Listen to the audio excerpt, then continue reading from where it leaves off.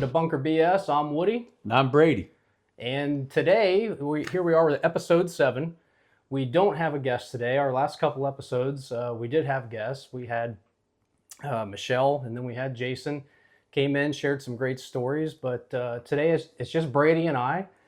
And I guess we just had a couple things we wanted to share and get off our chest today. And we might even do Black and Tan live on air. Yeah, I was thinking over the past several months, I was like, me and Woody need to tell some stories and kind of play off of each other and, send some lessons out there to the young folks that are coming up and, just share some of that stuff we said we were going to share at the beginning from our perspective about how we grew up in the military, what we've dealt with, some things like that, and some of the hard times we did. And so today I wanted to tell a couple of those types of stories.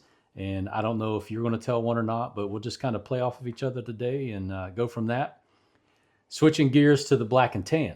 Yeah. Right? I'm excited about this. So I don't know why, but the last couple of months, I've been thinking a lot about Black and Tan, Irish beer. Why? I don't know. And then I tried to make it here at the house and I watched some YouTube videos and it said, hey, just take a spoon, hold it over the glass and, put the light beer on the bottom and then slowly pour the stout on top and voila, Black and Tan. I got like a light brown mixture of beer. I did not get a Black and Tan. But funny enough, last weekend, when Jack and Brent and the family were here, we were down at the Dublin pub for lunch. Maybe it was dinner. I don't even remember. But and I was talking to the waitress. I told her I wanted a Black and Tan. It was like noon. And it came out perfect. They brought it out to me. It's perfect. Dark beer on top, light beer on the bottom. I was like, man. And I started telling her, I was like, yeah, I tried to make some at the house, yada, yada, yada. How do you guys do it? And she's like, I'd have to go talk to the bartender. She went and talked to the bartender and she brought this spoon out. And the spoon, I've got it right here. Yeah. Show them this spoon. Let me get this spoon real quick. The spoon, I don't know if you can see it or not, but let's get a little closer. Has a little It's got like a little ridge in it. Yeah, a little dip in it, So she's like, we use this little spoon. I was like, oh, that's so neat. Wish I had one of those type conversation. And she goes to the back, does her thing, and was bringing out the appetizers or whatever, and comes back out and hands me one of these brand new Guinness Black and Tan makers. And she's like, hey, bartender swears he's never missed making a Black and Tan. So I thought today, if you're down with having a potential Black and Tan, that we would do some Black and Tan making and then get into stories. Yeah, let's do it. All right, so give me a second, folks. I'm going to jump out, go grab the glasses, which are in the ice freezer. They're in the ice freezer. The ice freezer? Isn't that what the freezer does? Yeah. And then I'll jump in the beer fridge and get the light and dark beer, and we'll go from there. Cool. All right, I got the audio paused.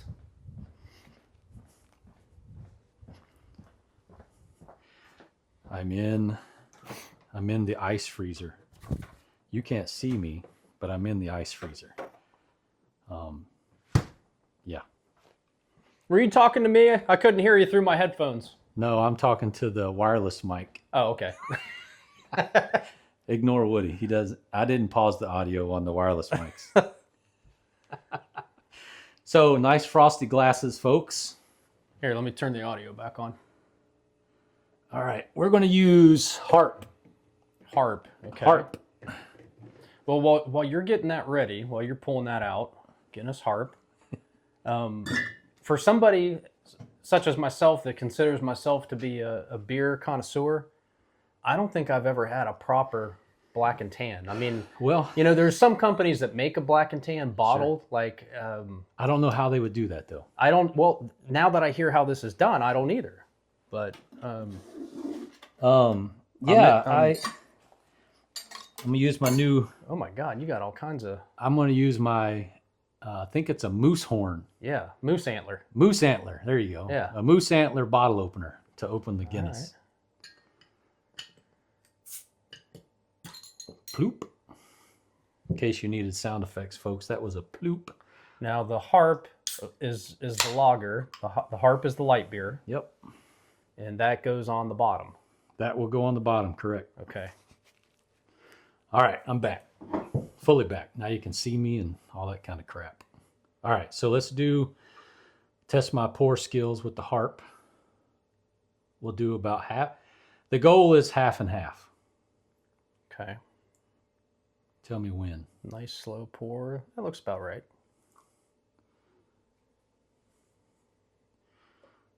My fingertips are cold, Woody. I mean, You should have wore your mittens. I should have worn. I can't laugh and pour beer. I just learned that. So far, so good. Okay. All right. Oh, let me even it up a I was little gonna bit. say even it up if you need to get that can gone. The suspense is killing them, Woody. Yeah, we'll do. There's only a little bit left in the can, so we're gonna do it up right, folks. Yeah, that's like a bottomless can right there. That's I'm the telling you. tallest So- of tall boys. So that is a harp lager. I can't tell what that says. I think it says 4.5. Oh shit! Hold on, Neither one of us hold on, have our folks. glasses on. 4.5. Yeah. There we go. Yep. Harp lager. I think that's an Irish beer. At least it was on the billboard in their restaurant. Now, when in we theory, were there. you could use any in lager theory, for yeah, this. you could use any lager Light that beer. you wanted. Could I use a Coors Light? No, you can't. You got to draw the line somewhere. Draw the line somewhere. If we were in high school, I'd say Okay. a Keystone Light. All right, folks. So here's the real test. They said never fail. Pour it slow. You put the ridge right on the edge of the glass there for those that are listening, and it's like an upside down spoon. So he's pouring over the spoon, and it's just running down over the spoon, and it's a nice even pour into the glass. We had a little party foul there, a little minor spill. I'm not making a clean separation though. I think he's just nervous. But the good news is you got 2 chances at this. You're pouring 2 of these bad boys. All right. So I failed. Okay. Now we're going to let Woody try. Oh. You've made as many as I have. All right. And you may make it, and I did not. Here we go. So as you can see, folks, mine is not black and tan. It is a lighter, what appears to be a lighter dark beer. So before I pour, is it a slow pour? It's supposed to be. A slow pour. And I poured it as slow as you could, and it dripped on the table. So, Oh shit. oh Lord, what? No, Oh. maybe pour faster because maybe the bubbles make it work. See, he's doing it, folks.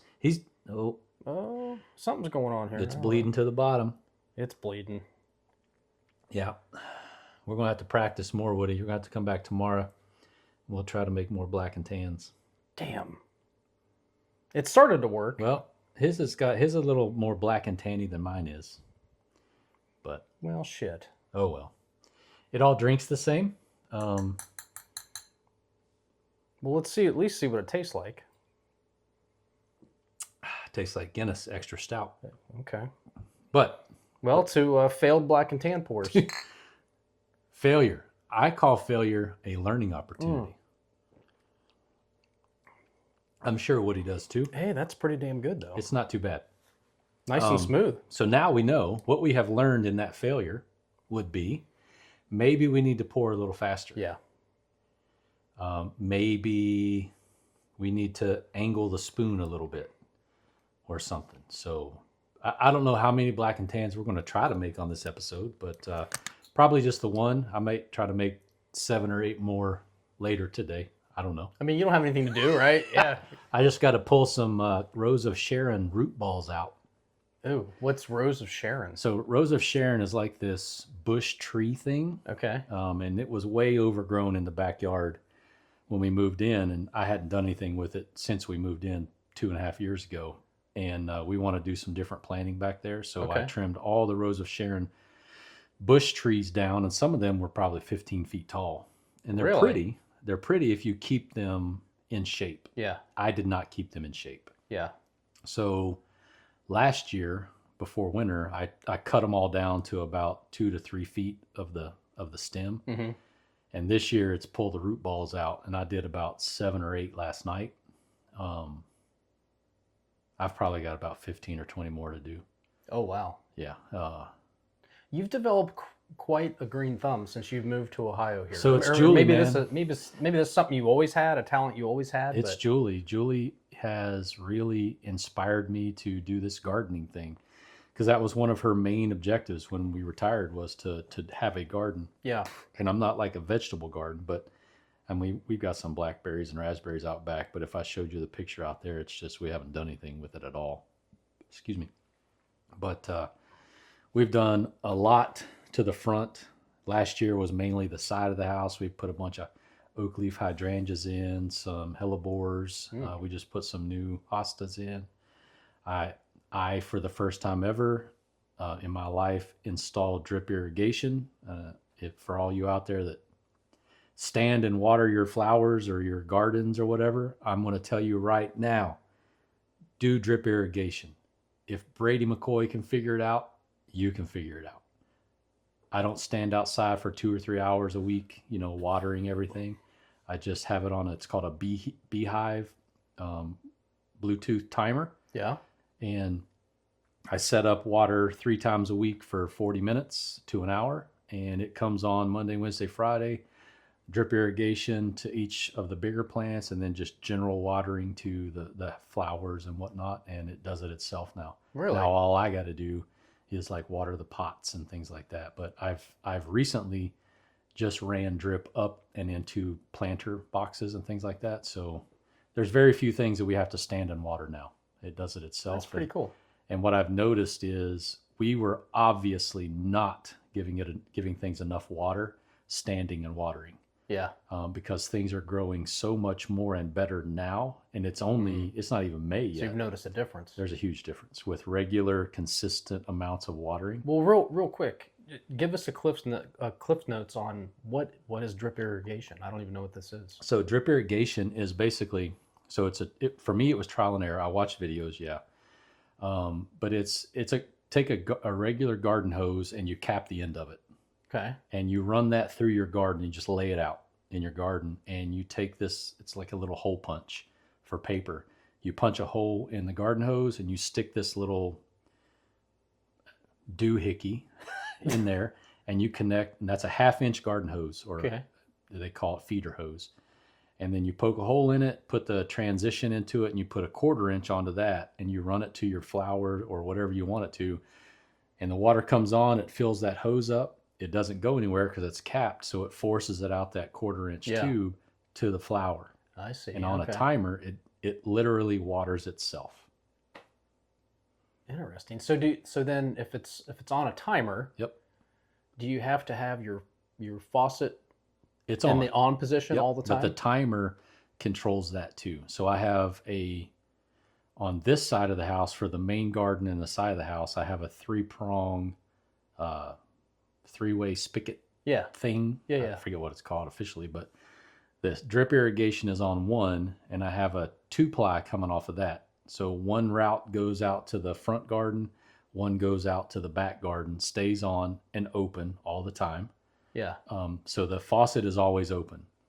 And the 2-way split that I have has that little lever that you turn. You can open and close the connection. Yeah. So the beehive is always open. And the beehive controls that. So when it kicks on, it opens the valve, water flows, 40-minute timer comes up, it closes the valve, water doesn't flow. To use the the hose that we use to water, or not water, but wash the truck, wash the Jeep, just like the regular water the pots. Yeah. You just have to manually manipulate that lever and to open that up. But that stays closed when you're done. But the beehive controls the on-off of the water, but the faucet itself stays open all the time. Interesting. And what's really cool about that beehive thing is it connects to Wi-Fi. So I can use it on my phone. I can control things on my phone. Manually through your phone? Yep. And it also connects to like the weather app that I have. So when it's going to rain, if it's scheduled to water, it waters as much as it needs to based on the amount of rain that comes too. So that's handy. If I have it coming on at 6 o'clock in the morning, but if we're scheduled for rain, it will delay that until it's not raining. Yeah. So when it stops raining, it will turn the water on and do that. It won't water while it's raining. So it's kind of neat, man. True smart device. Absolutely true smart device. On the other side of the house, I just have a manual timer. It just opens and closes 3 times a week. Yeah. for all the stuff on the left side of the house. But drip irrigation is where it's at. If you need any help with drip and you live locally, let me know. I'm pretty much an expert these days. Yeah. Like I said, trial and error. I put 1/4-inch tube out first. First time I laid it all down. I didn't map it out, but I laid all the 1/4-inch tube out. And then 1/4-inch tube feeds off of a 1/2-inch tube. So it did not work. So I had to pull all that up, went and got 1/2-inch tube, ran the main supply line with 1/2-inch tube, and then connected all the 1/4-inch tube to that. Works great. Awesome. Yep. So, well, who'd have thunk? I mean, we're only 15 minutes into this episode. We've already got advice on we've got how to run some drip irrigation and how to pour a black and tan. You know, and that's not even really what Bunker BS is about, but I guess it could be, right? I mean, you never know what you're going to get. It's always kind of a mixed bag over here, especially when we get into the random rants and things like that. Exactly. Yeah. So anyway, the black and tan failure, but learning moment, maybe next time, or maybe we do a short on YouTube.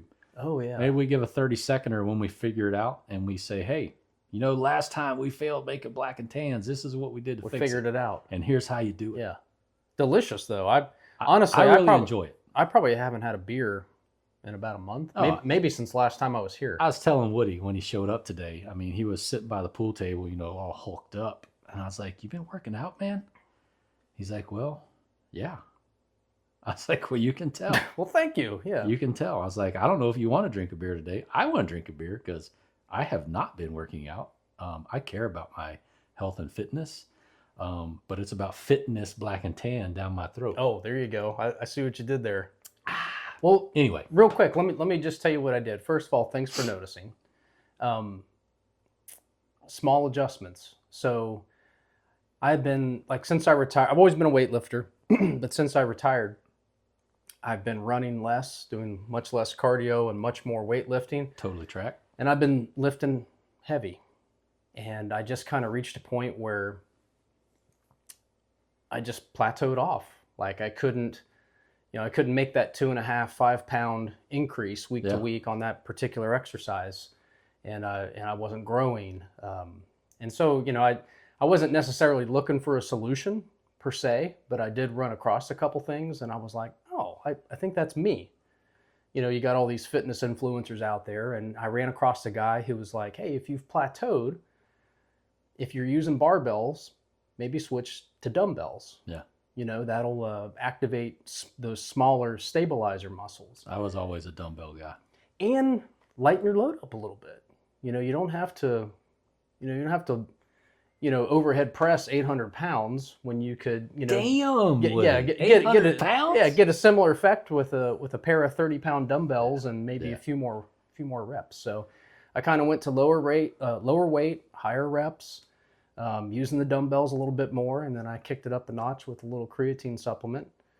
And it worked. I've busted through some plateaus. There was a noticeable difference in your bulk when you came in today. Well, thank you. Thanks for I'm not going to say like Hulk, but you definitely can tell you've been hitting it. Thank you. That's good.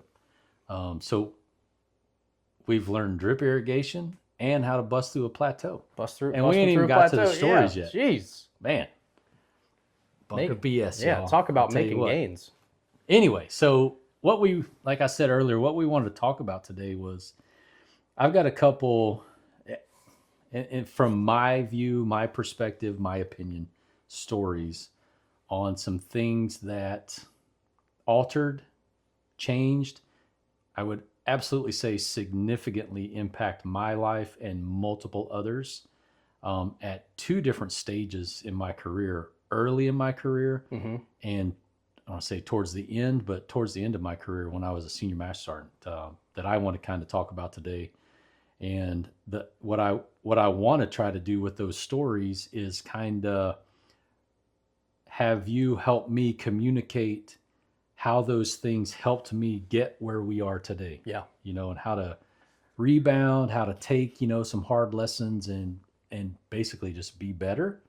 And not give up, I guess, in a way. Yeah. Yeah. So, but yeah, that's kind of what I want to do. But I want to tell those two stories and kind of go from there. Yeah. We'll just riff it from there. Yeah. So, What you got? so the first one, I'll kind of do like in a sequence. So I'll go back to, I think it was year 1.5 in the military. And this followed me my entire career, or at least I thought it did. Inside my head, it was with me every step of the way. You know, hey, this happened. I've got to be a certain person. I have to be a certain way, or I am not going to be successful. And there were so many things that were in my head that made me do things a certain way. Now, I will tell you up front that I was not a perfect human. Not that you or I expect people to be, Sure. or speaking from a point of higher than thou or anything. Yeah. I still made a lot of stupid judgment mistakes, stupid decisions, did a lot of dumb things that I didn't get caught for. I will tell you that I can honestly say I didn't do anything necessarily that hurt anybody, or at least that I know hurt anybody. Yeah. If I did, hey, and you're watching this, let's talk about it. But I'll go all the way back to tech school, is where this story starts. Oh wow, this is like near the basically Absolutely, the beginning. man. Absolutely. But to kind of give you the overarching topic of the story is, you know, every good chief's got an Article 15. I don't buy that. Yeah. But this retired chief got an Article 15 when he was a one striper, for some stuff. And my recollection, I know will differ than if you're listening to this and you were there. And I still talk to people that were in that unit around me during that time. Again, my memories are maybe slightly different than anybody else's, but I'm not going to make some shit up to make myself look good. I'm going to tell the story from my side. If there's another side that somebody wants to tell, by all means, get a hold of me and let's talk it out. But long story short, in tech school, you know, and I don't remember a whole lot about tech school, probably because it was so long ago and I was very busy, but I was what they called a squadron red rope. I had worked my way up or just been appointed. I don't really remember. Student leader position. Student leader position. In basic training, I was a dorm chief. Like after like week 2, I started off as house mouse, which was the guy that took the TI or the drill instructor's trash out and made sure everything was clean. I was the house mouse. Yeah. And within 2 weeks, I had graduated to dorm chief. And I stayed the dorm chief the entire time. How that impacted my next training evolution was when we got to Fort Dix, New Jersey with the Army. We got off the bus and the Army instructor was like, hey, who was here in a leadership position in basic training? And I wasn't raising my hand. I'm just sitting back there. I just want to participate. I just want to be, I just want to be me and I just want to do this thing. Yeah. But everybody's like, Brady McCoy was the dorm chief. And I was like, you got outed. I was like, God damn it. Yeah. Okay. Yeah, I was a dorm chief. All right, you're the platoon leader. I'm like, what's a platoon and what's a leader? Sure. And there was no getting out of it, right? Yeah. So I had to do that thing. And then we got back from Fort Dix and went to tech school down at Lackland. And anyway, got off the bus. I don't really remember the whole tech school, how I got to be the squadron red rope. But long story short, I was and I'm not bragging, it's just what I was then. I was the lead airman in tech school that was responsible for cleanliness and curfew, accountability, and that kind of stuff. So just for perspective, how many airmen in training are in this squadron? Oh, shit, man. Hundreds. I don't know that it was thousands at that time. But safe to say two or 300 at a minimum, for sure. And you're the red rope. I'm the guy the top student that the MTLs and all the people come to the next day and be like, why was Woody late? Why did this happen or whatever? But anyway, comes with a lot of extra responsibility and attention, I guess you could say. Anyway, long story short, I get an assignment to Kirtland Air Force Base, and that was my first base as a one striper, and I had been I say this loosely, communication with a young lady in tech school. And I got to my first base, then unbeknownst to me, she ended up at the same base. So we started a relationship. And to sum this up as easy as possible, my Article 15 had multiple layers to it. I think I was 19 at the time, about to turn 20. And the investigations, security forces has these investigators that, investigate. They show up my dorm room, they knock on the door. And a lot of times these guys are plain clothes, right? Absolutely. Yeah. I knew who they were because I was in the squadron, so I knew who they were. I was like, why are they knocking on my dormitory door? Back then you had roommates. And I think his name was, I won't say his name, but anyway, I had a roommate. And they're like, Brady McCoy, Airman McCoy. I'm like, yeah. So I'm scared shitless at this point. Yeah. And they take me down to investigations and they start asking me questions about my relationship with this young lady and all these things. And I lie. I'm like, nope, I didn't have that type of relationship with her. I did not have that type of relationship. Wink, wink. Yeah. And they're like, okay. More questioning and talking goes on. And I get let go. I go back to my dorm room and I go about my business. And this investigation, I had no idea what it was until later, but there was a much bigger investigation going on. An investigation centered around preferential treatment. And for those of you out there that don't know preferential treatment, I'm not trying to, make everybody's dumb, but if you're in a higher ranking position, an NCO or a senior NCO or a whatever, and you are having a perceived relationship with a younger ranking person, that should create questions. How far those questions go and what it ends up being, who knows? Yeah. But somebody should absolutely be like, hey, what's going on here? This seems weird. This shouldn't be happening. Is this accurate? That was the gist of the entire investigation. And I'll just let everybody know, I have never told this story in this type of way. And I don't know that I have ever told this story to anyone besides Julie.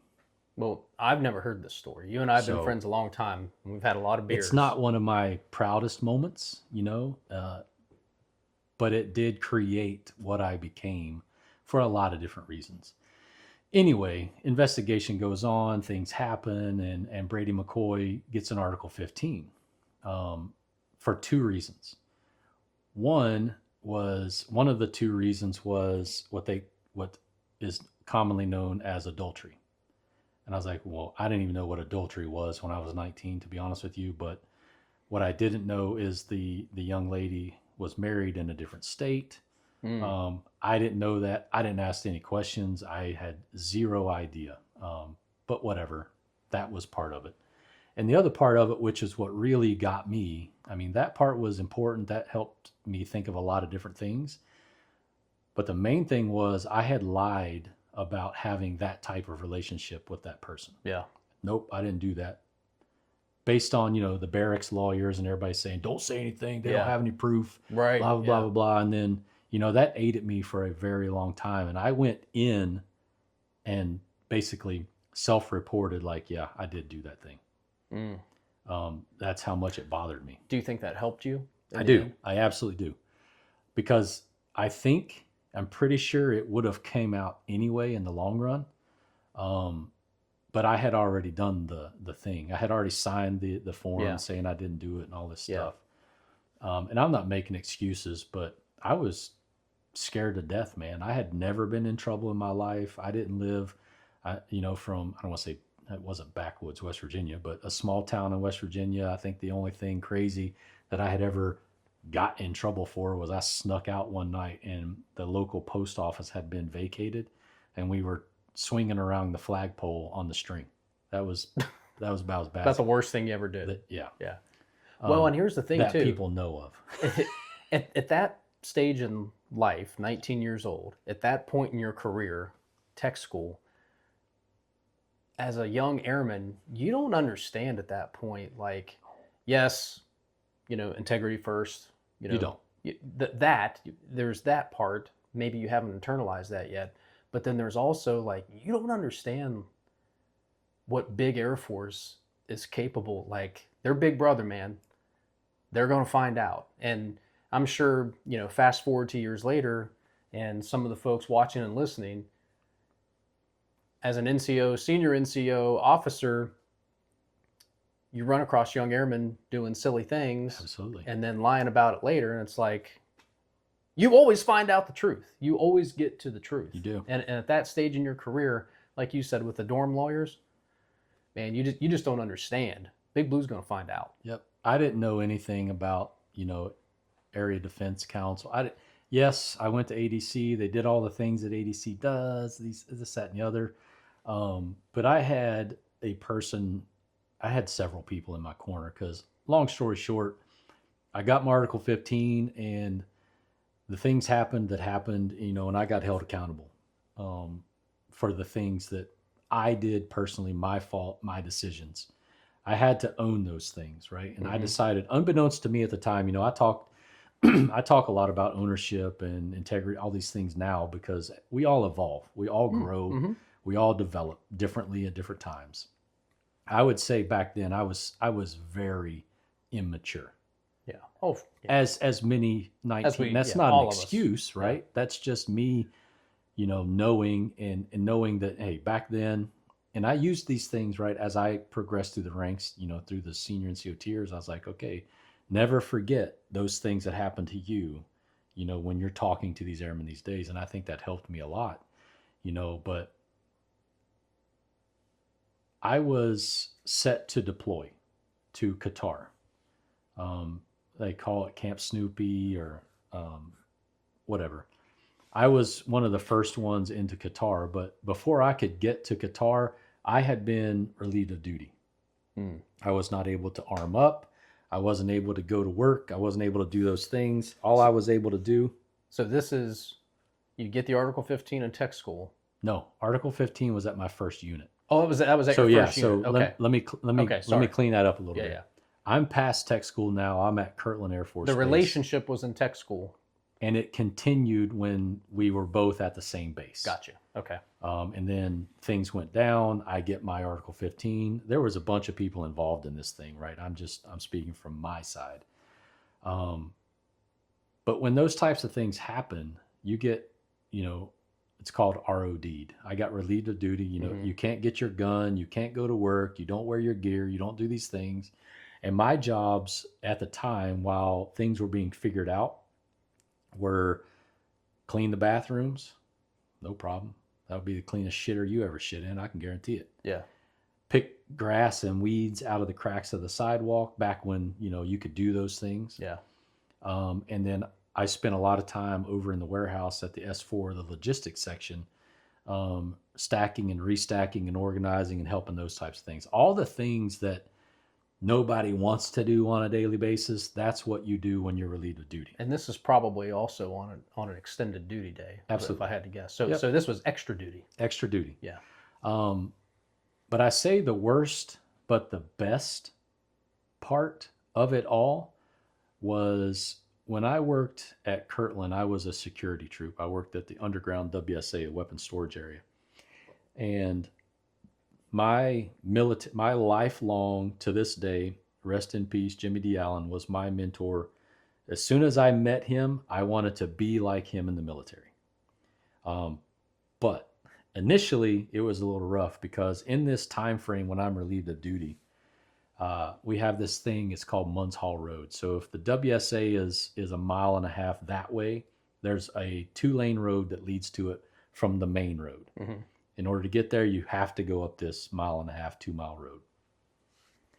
And my discipline for my actions was to take a push broom and start on you're leaving the WSA and you're going to the main road and push broom clean that road all the way out to push all that gravel off the edges. Yep. Yeah. And then when you're done, turn around, go back up. And go back up. Now, obviously, that wasn't a one-day job. That was a multi-day job. So every day, I didn't have to start over every day, but there was a lot of cleanup that I had to do every day. And not to mention, every car that passed me, I had to come to attention and salute. Mm.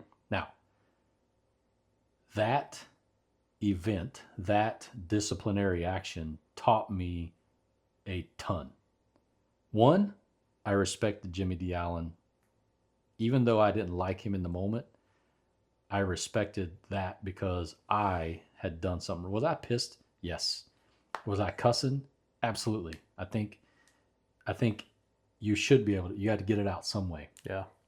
But by the end of all of that, I still had people in my corner. I didn't know that, but my flight chief, Danny Satterley, my informal supervisor, Ronald Neldon, Rudy.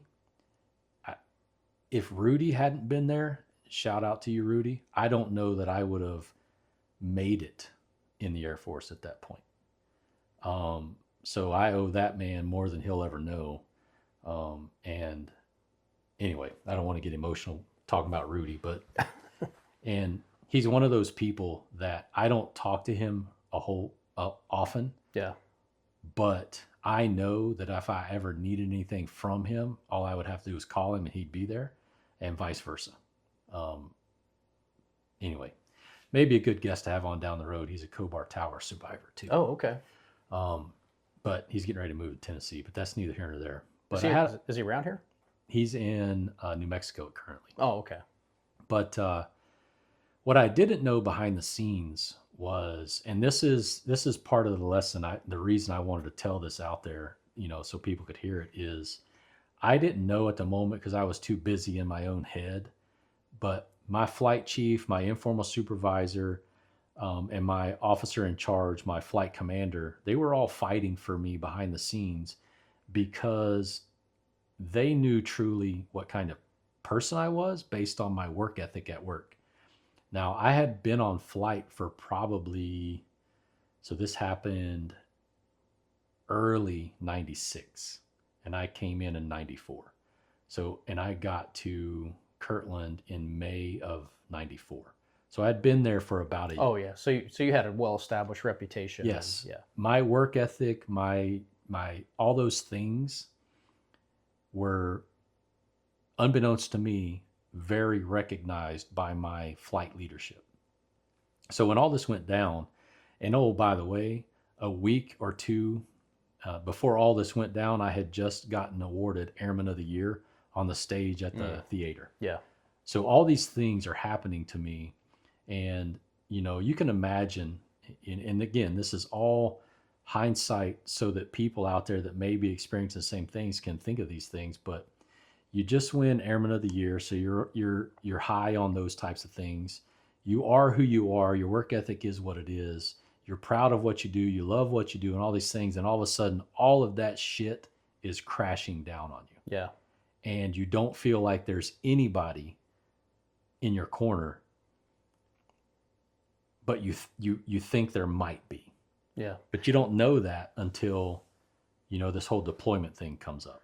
Well, before you get to the deployment, because you had a well-established reputation, as a go-to airman, you win Airman of the Year. Did you have peers and maybe other NCOs who weren't as close to the situation that were like, huh, yeah, Airman of the Year, huh? Oh, absolutely.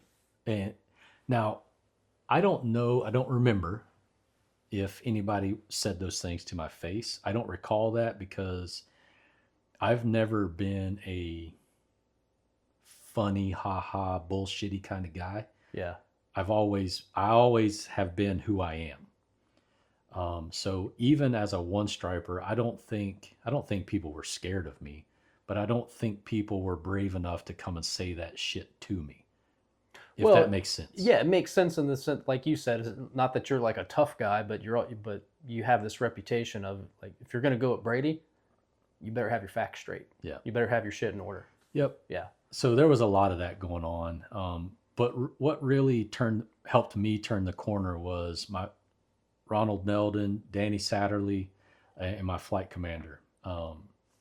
I didn't know this at the time, but I was relieved of duty. I hadn't been taken off the deployment, but if I can't arm up and I can't do these things, then I can't go to Qatar. Yeah, it's kind of implied, right? Right? Yeah. So I find out that now my deployment's in jeopardy. And I'm sure you know, but a lot of you may not. If you're a nuclear security person, deployments are few and far between, Yeah. especially, for a one striper Yeah. that's in trouble. Yeah, because we don't typically deploy nukes. Absolutely. Yeah. But I was, back in the day, I was a 60 gunner, which is a heavy machine gun gunner. And I loved it. I could tell you anything about that gun.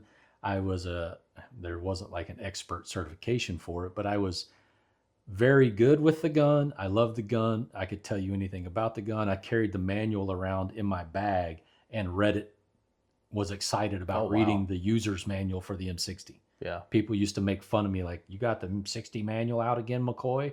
Yeah, man, I love this thing. Yeah. So all of those things helped, build that reputation that I was saying earlier. And ultimately, unbeknownst to me, helped when it came time for somebody standing on the carpet for me to help me. I say help me go on a deployment. I don't think that's what it was. Help me go on a deployment, but to help me recover. Yeah. But what I found out was I was going to be taken off this deployment. Man, so I just got an Article 15. I'm just been slammed to the ground. I don't feel like anybody's got my back except for maybe 2 or 3 people. And then, yeah, you're probably not good to go on this deployment. I was just like, fuck, man. Okay. What's the point? Yeah. What's the point of even trying anymore? I can remember sitting in my dorm room and I had these huge speakers. I just turned the music. I'm like, what's the point? Not like from I don't need to be here anytime type point, but like, what's the point of even doing everything that I'm doing? Yeah, you probably just feel like you get to a point where you're treading water. I get it that I made a mistake. I get it that I lied. You could say scared as an excuse, but I owned that. Eventually I owned it. I said, yes, I did those things. And so, but it felt like it just kept coming. Yeah. I've already gotten my punishment, but these things just keep coming. So I was like, what's the point of why do I give a shit? And then I learned, okay, you're going to go on this deployment. I'm like, sweet. So then it started picking back up. But it didn't last very long because this deployment that I'm talking about was going to Qatar was the deployment when Khobar Towers got bombed. Rudy was there. So imagine at this point, I'm at Eglin Air Force Base. The plane broke down. We're staging out of Eglin. All the stuff happens back at Kirtland, yada, yada, yada. The commander at the time, Lieutenant Colonel Dennis D. Cavett, I hated him most of my life because he gave me an Article 15. Yeah. And it took me a long time to really realize the position that I put him in. And he did what he should have done for me to learn these lessons. Funny story, maybe another episode. His son, Marshall Cavett, worked with us as an AMT. Oh, really? At USAFA. Okay. But I held a grudge on Colonel Cavett for the longest time until I matured and grew out of those stupid things. But he allowed me to go on to deployment. I did those things, and we're staging at Eglin Air Force Base at this point.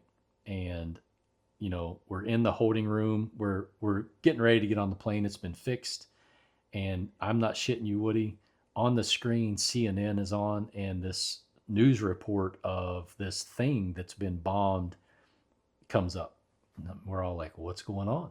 I mean, we're going to be there in 2 days. And Khobar Tower had been hit. I immediately went I've got friends there. Yeah. Like from Kirtland. There's a team from Kirtland at Khobar Towers. And I looked at my squad leader. Mind you, I'm 19, 20 years old, and I'm the heavy gunner. And I look at William E.B. Kaldowski, Tech Sergeant Kaldowski, and I said, hey, I'm just letting you know right now that if we land over there and I find out that my friends have been killed, you better take the guns from me before something bad happens. And he just smoked his cigarette, and he's like, all right, Brady, I got you. And he had his mirrored Ray-Bans on, he's a chain smoker. He's like, skinny guy. He's like, I won't let anything bad happen. I got you, Brady. Okay. So I get my shit and we go load the plane, man. And within 24 hours, we're circling Qatar, and the ground crew wouldn't answer the radio. Hmm. So the captain or whoever's running the plane, he's like, we're not able to make ground contact. We're going to do a couple more circles. Da da da da. I need the security forces personnel to come to the front of the aircraft. And my squad leader goes up there and he comes back. He's like, hey, when we land, since we don't have ground contact, we're going to do a 360 on this aircraft to make sure nothing happens. And I'm like, what the fuck is going on? I'm like, Sounds exciting. I'm like, what is going on? And the funny part of this is like, I didn't have any ammo. All the ammo was in the holding bay. I just had a gun. Yeah. So I'm running off this plane with this M60, this pig, they called it. And I'm just plopped down in front of the plane. I'm like, okay, well, if something happens, I guess I got a 30-pound bat in my hand. I'll just start hitting people in an M60 because I don't have any ammo. But anyway, I tell that story because there are so many. At the time when I was in it, I was just pissed and I wanted to quit. But in that situation, it literally set the tone for how I carried myself, how I interacted with people, and how I led, how I got to, because I don't think I really became a leader until I was probably staff sergeant, tech sergeant time frame. Yeah. And how I interacted with subordinates and teams, because I knew from experience, like ground truth experience, picking grass out of the sidewalk, it's embarrassing. It's demoralizing. Yeah, everybody's out there. There's Brady with the screwdriver. People walking by, and you're scraping shit, bubble gum. I wonder what he did. Yep, that's exactly what it was. But I'm going to tell you what, it needs to happen more often than it doesn't, because I will never forget those lessons. And I'm listening to a book right now by, I think he's dead now, Carl Sagan. But he was talking about fear in animals and why it's important for the mama bear or the mama lion or whatever the mama of the animal is to instill that level of fear so that they don't walk away and get eaten up by the predator. Yeah. They stay close to mama. I think those things taught me that kind of stuff. Like, you don't want to do the stuff you're not supposed to, because this is what's going to happen. And then other things is you never know that people have your back, but I guarantee you there are people fighting for you. I didn't know that until I got told I was picked back up to go on the deployment. Yeah. I didn't know what Rudy had done. I didn't know what Danny Satterley had done and my flight commander had done, standing on the carpet in front of Colonel Cavett for him to agree to give me my weapons back and be able to go on this deployment. Yeah. Because they felt that I earned it, I deserved it, even though I had made a mistake and got in trouble and lied, but came back and kind of owned it, to your point of helping me. Yes, I think it absolutely did. Had I not owned it, I don't think any of those things would have happened. Yeah. I don't think I would have went to Qatar, which was a whole different series of things. Well, I think that's a big part of it, is just stepping up to own it. There are things we don't become privy to until we, reach a certain rank or, a certain position in some of these organizations. And, something I didn't realize until I was like, well, a senior NCO, running a flight. And then, for folks that aren't well versed in the military, Article 15s, they don't get handed out like candy. Like, Article 15s are usually few and far between, and they're a very big deal and have a very big impact on someone's career.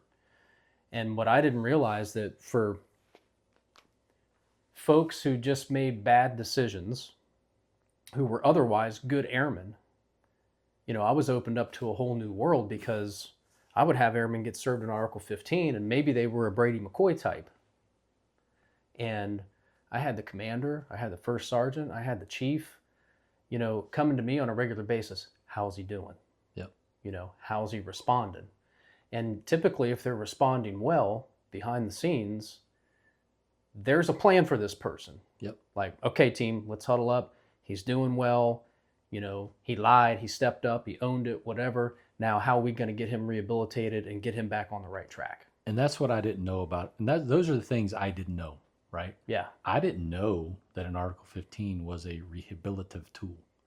It was something that was used in, well, supposed to be used to get somebody's attention, to help them. Hey, you did something bad, but you're not done.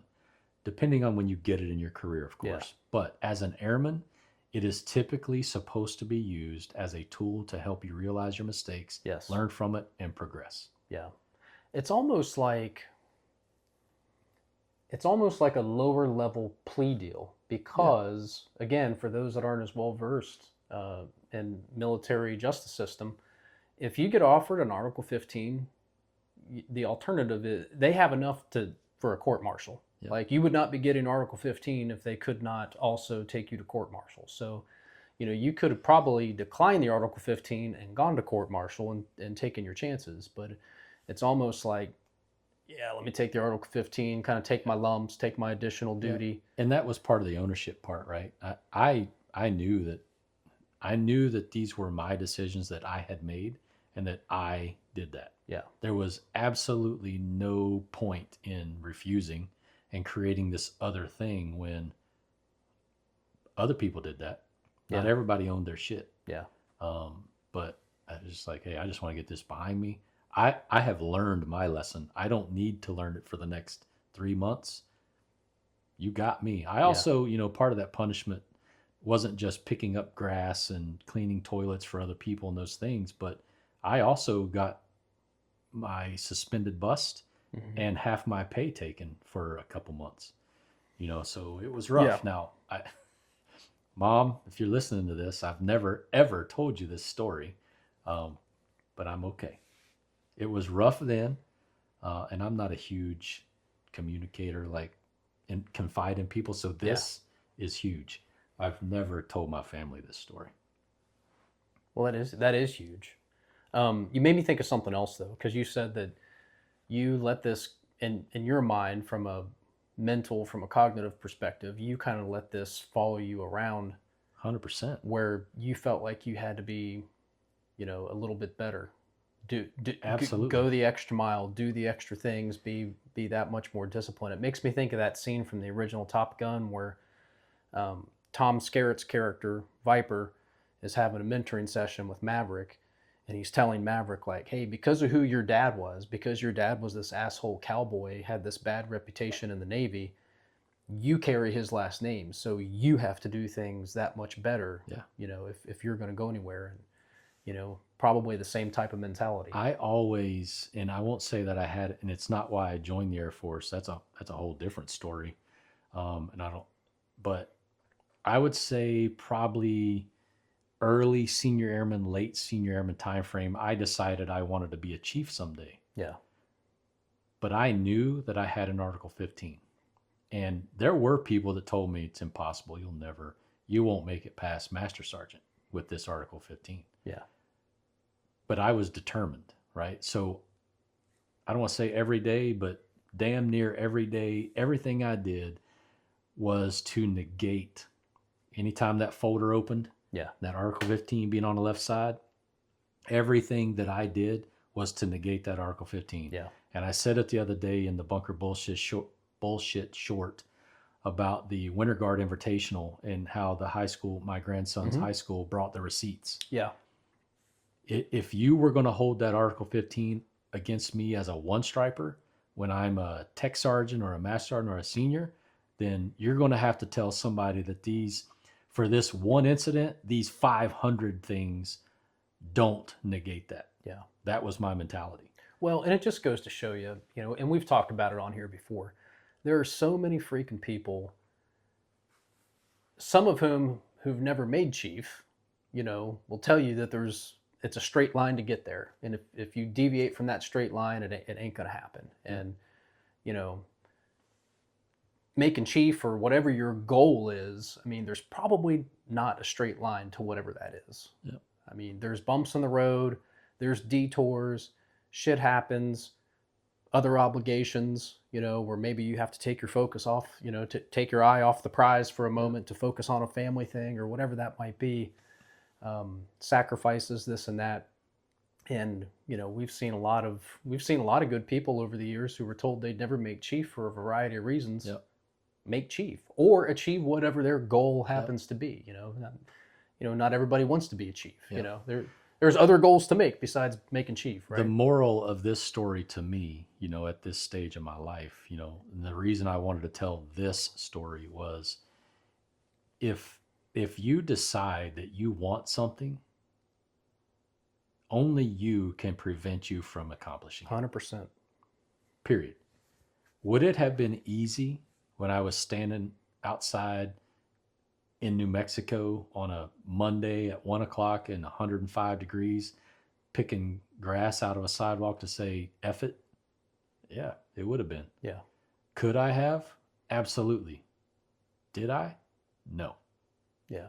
Well, and it's one thing to say it, to walk around saying it. It's another thing to actually put the work in. I was getting ready to say, Yeah. It was actually harder to put the work in and do that thing than it would have been just to quit. Yep. Right? All day. And that's I think what I want the folks out there to glean from this is quitting is very easy. Giving up is easy. It's not as easy recovering from that, but you can. Well, I'm going to add something to that list. Being a victim is easy. Yeah. Like you could have just sat there and been like, they're out to get me. They're just out to kill my career. But I think instead you just continue to swim Yeah. upstream. And I think to that point, I mean, if you realize and if you, internalize the ownership of your own mistakes and your own decisions, that it would have, if I had said, let's counter this with, if I had said, no, they're just trying to ruin me. They just don't want me in the Air Force. Yeah.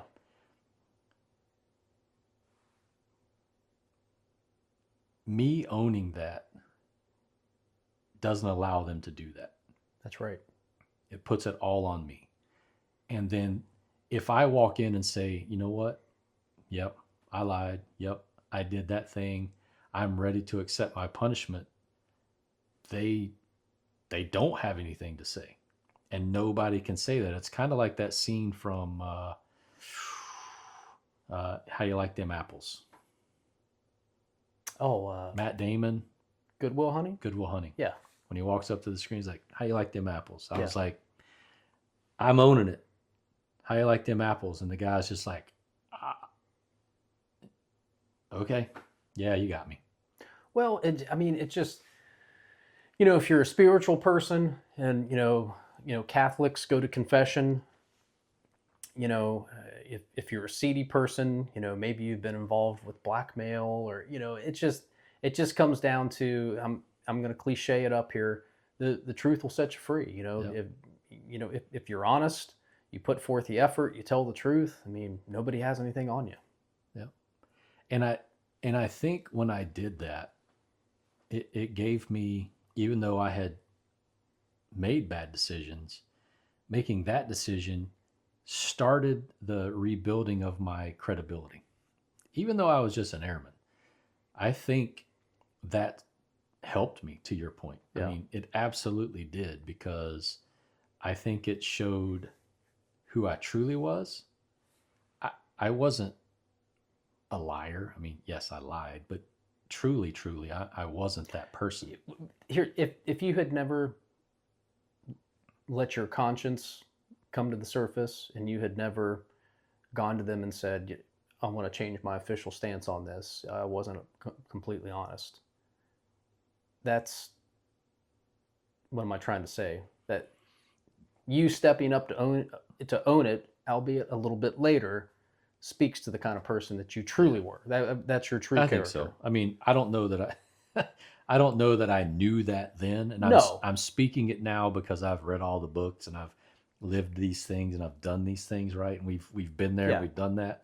But at that point in time, I think, I don't want to say I got lucky, but I think a person's true nature, when they're down and out and in the moment, their true nature tries to take over. Some let it, some don't. Yeah. If that makes sense. Yeah, and like we said, they were watching you. They were watching to see how you'd react. And, I didn't know that for sure, like you were saying. Yeah. But they were watching you, and like we've said on past episodes of this show, I mean, you owned it, and then you were willing to eat that shit sandwich. Yep. You packed that shit Man. sandwich in your lunch pail every day. That was and a sloppy one too, Yeah.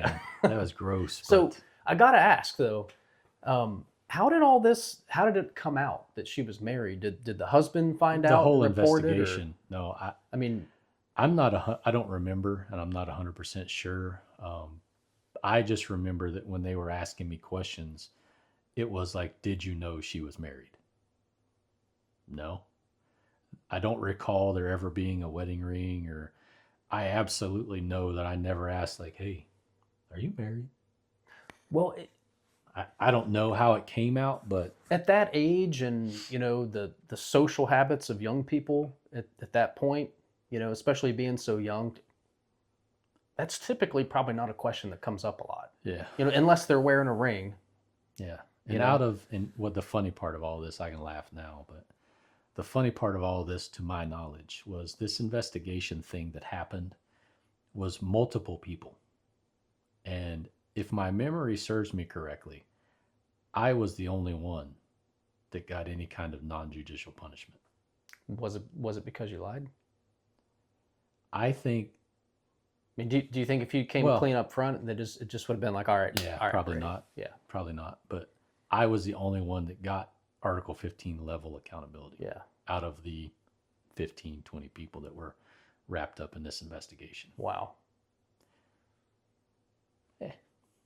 But hey, a defining moment very early in my career.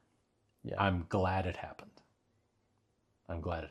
Looking back on it. But for 25 years, I was literally in my head walking on pins and needles yeah. all the time. It took a long time, I'm sure, to be okay with Once that. I made Yeah. chief, I was like, okay. I say once I made chief, it probably goes back to the first time I missed making chief, Yeah. because I realized, based on my board score, I realized that, hey, that Article 15 is sitting there, but they're recognizing my work Yeah. and the things that I have done since 1996. Yeah. That's not really impacting me. Now, did I let off the gas? Absolutely not. Yeah. Absolutely not. But I carried that, and obviously I'm carrying it to today, right? But it's just a story now, Yeah. whereas before it was probably half the tank of fuel in my engine. Yeah. Well, and it just goes to show you, we've talked about this before, and I've had similar conversations with other people on this same topic, to where if something like that, something of that magnitude happens to you earlier enough in your career, yes, you probably can overcome it as long as you're putting the work in. Something like that happens when you're a tech sergeant or a master sergeant, and an E6 or an E7, maybe not. But I bet you know people that have recovered Yeah, well, yeah, I know one guy that, at those ranks. yes, I knew a guy that was E7 master sergeant. I might have told this story on here once before, so I'll just kind of hit the wave tops. E7 master sergeant. I forget what he did, but it was bad enough to where he got an Article 15, got demoted to tech sergeant, and at that point he's been in 15, 16 years. So he's probably going to retire. The statistics say he's probably going to retire as a tech sergeant. And then, man, the guy kept grinding, and he got his master sergeant strike back. Yeah. A couple years later. Yeah. I know there's a couple of previous troops that are kind of going through those things right now that I say keep in contact with, but they know if they need me, they reach out. When they need advice, they reach out. I send them like, how you doing type thing. Yeah. Every now and then. I am not the guy who's going to continuously just, hey, what's going on? Hey, send me hey, Yeah. when you need me, give me a call. I'm there. Yeah. Type thing. But Yeah, if you're thinking of him at a random time, you might shoot him a text, but Yep. it's not like regular But follow-up. it's cool that you almost made the transition to the next story there, that, if it happens young enough or early enough in your Yeah. career, but if it happens later in your career, which is the next story I want to tell. But before we get to there, we can, chit chat it up a little bit about whatever else. But I do have another story about if you have worked hard enough and done all the things you need to do, that it may not kill you depending on the level. Yeah. Yeah. Well, I say we just get into it. I can do that. Yeah, let's just jump This in. this one is much more recent. I say much more recent. This was 2016, so 10 years ago. Jesus. But this one significantly different because of all the things we talked about in the last 30, 45 minutes about, it's setting how I did things as I moved through, my career. Yeah. So I'll set the stage like this. I'll start it off with what happened, and then I'll tell the story on why that happened. As a senior master sergeant, now keep in mind the year previous to this incident, I had been stratified number 2 in the wing, and I think I missed chief by, it was either 3 or 2. So you're right there. I'm there. Yeah. Going into this next rating cycle, EPRs are about to close out. All these different things are happening, and I'm going in for my second time. I get a letter of admonishment as a senior master sergeant from a group commander. Oof. Hey. Yeah. Now I have heard this story, and I think this is kind of an exciting story as far as administrative tales go. Letter of admonishment. Yeah. I had been in the Air Force at this point 22 years, and I'm going to point right here. I think I'm pointing at it. Yep, you're pointing right at it. So I don't want to give it away, but this story, the reason I'm telling this story is almost exactly the same as the other one. Don't give up. Don't take shit from anybody, regardless of their rank, if you have the receipts. In a nutshell. Yeah. But to set the stage, I have always been I'm going to give you feedback kind of guy, and I like to receive feedback as well. So that's why it's important to me. Now, I didn't get good feedback until I was in Germany from my supervisor at the time, Senior Master Sergeant Patrick Herdman. That's a different story, but neither here nor there. But I decided from that point that I was going to make sure as a tech sergeant, until I was done, that I gave very detailed, good as in the receiver's opinion, but enough feedback so that you 100% couldn't say, well, I didn't know what you expected of me, right? Yeah. So anyway, on this day when this all kicked off, I was in my office at F.E. Warren. I was a senior at the time, like I said, and I was at the time in the 790th Missile Security Forces Squadron as the operations superintendent. Under me, as far as sections, I had the SETS CATS, which was, camper teams out in the missile field. I had Convoy Response Force, and at the time I had, which was CRF, and I had the Tactical Response Force, which was TRF. Okay. And on this day, at this time, when this all first initiated, I was in my office in the main building giving a senior NCO a feedback. I don't remember if it was an initial, midterm, follow-up. I don't remember. But we're sitting there talking about stuff, and all of a sudden somebody is like beating on my door. And him and I kind of, jumped like, what the is going on? Yeah, I open the door and it's shooter, or what the hell's going on? It's funny you say that. So we open the door and it's another senior NCO, and he's like, hey, senior, we got an active shooter over in TRF. And I'm like, I look at the guy I'm giving feedback to. I'm like, let's giddy up. Let's put our gear on. We get over there. By the time him and I get there, now, mind you, the guy that I was giving the feedback to was the NCOIC of TRF. He was the senior NCO in charge of TRF. The one that came banging on the door was the NCOIC of CRF. Okay. Now all located in the same building, about, I think, if I remember right, mile and a quarter away from where I sat. So geographically separated from my building. They had their own building. So we get all of our stuff on, we go downstairs, we get armed up, and we go over.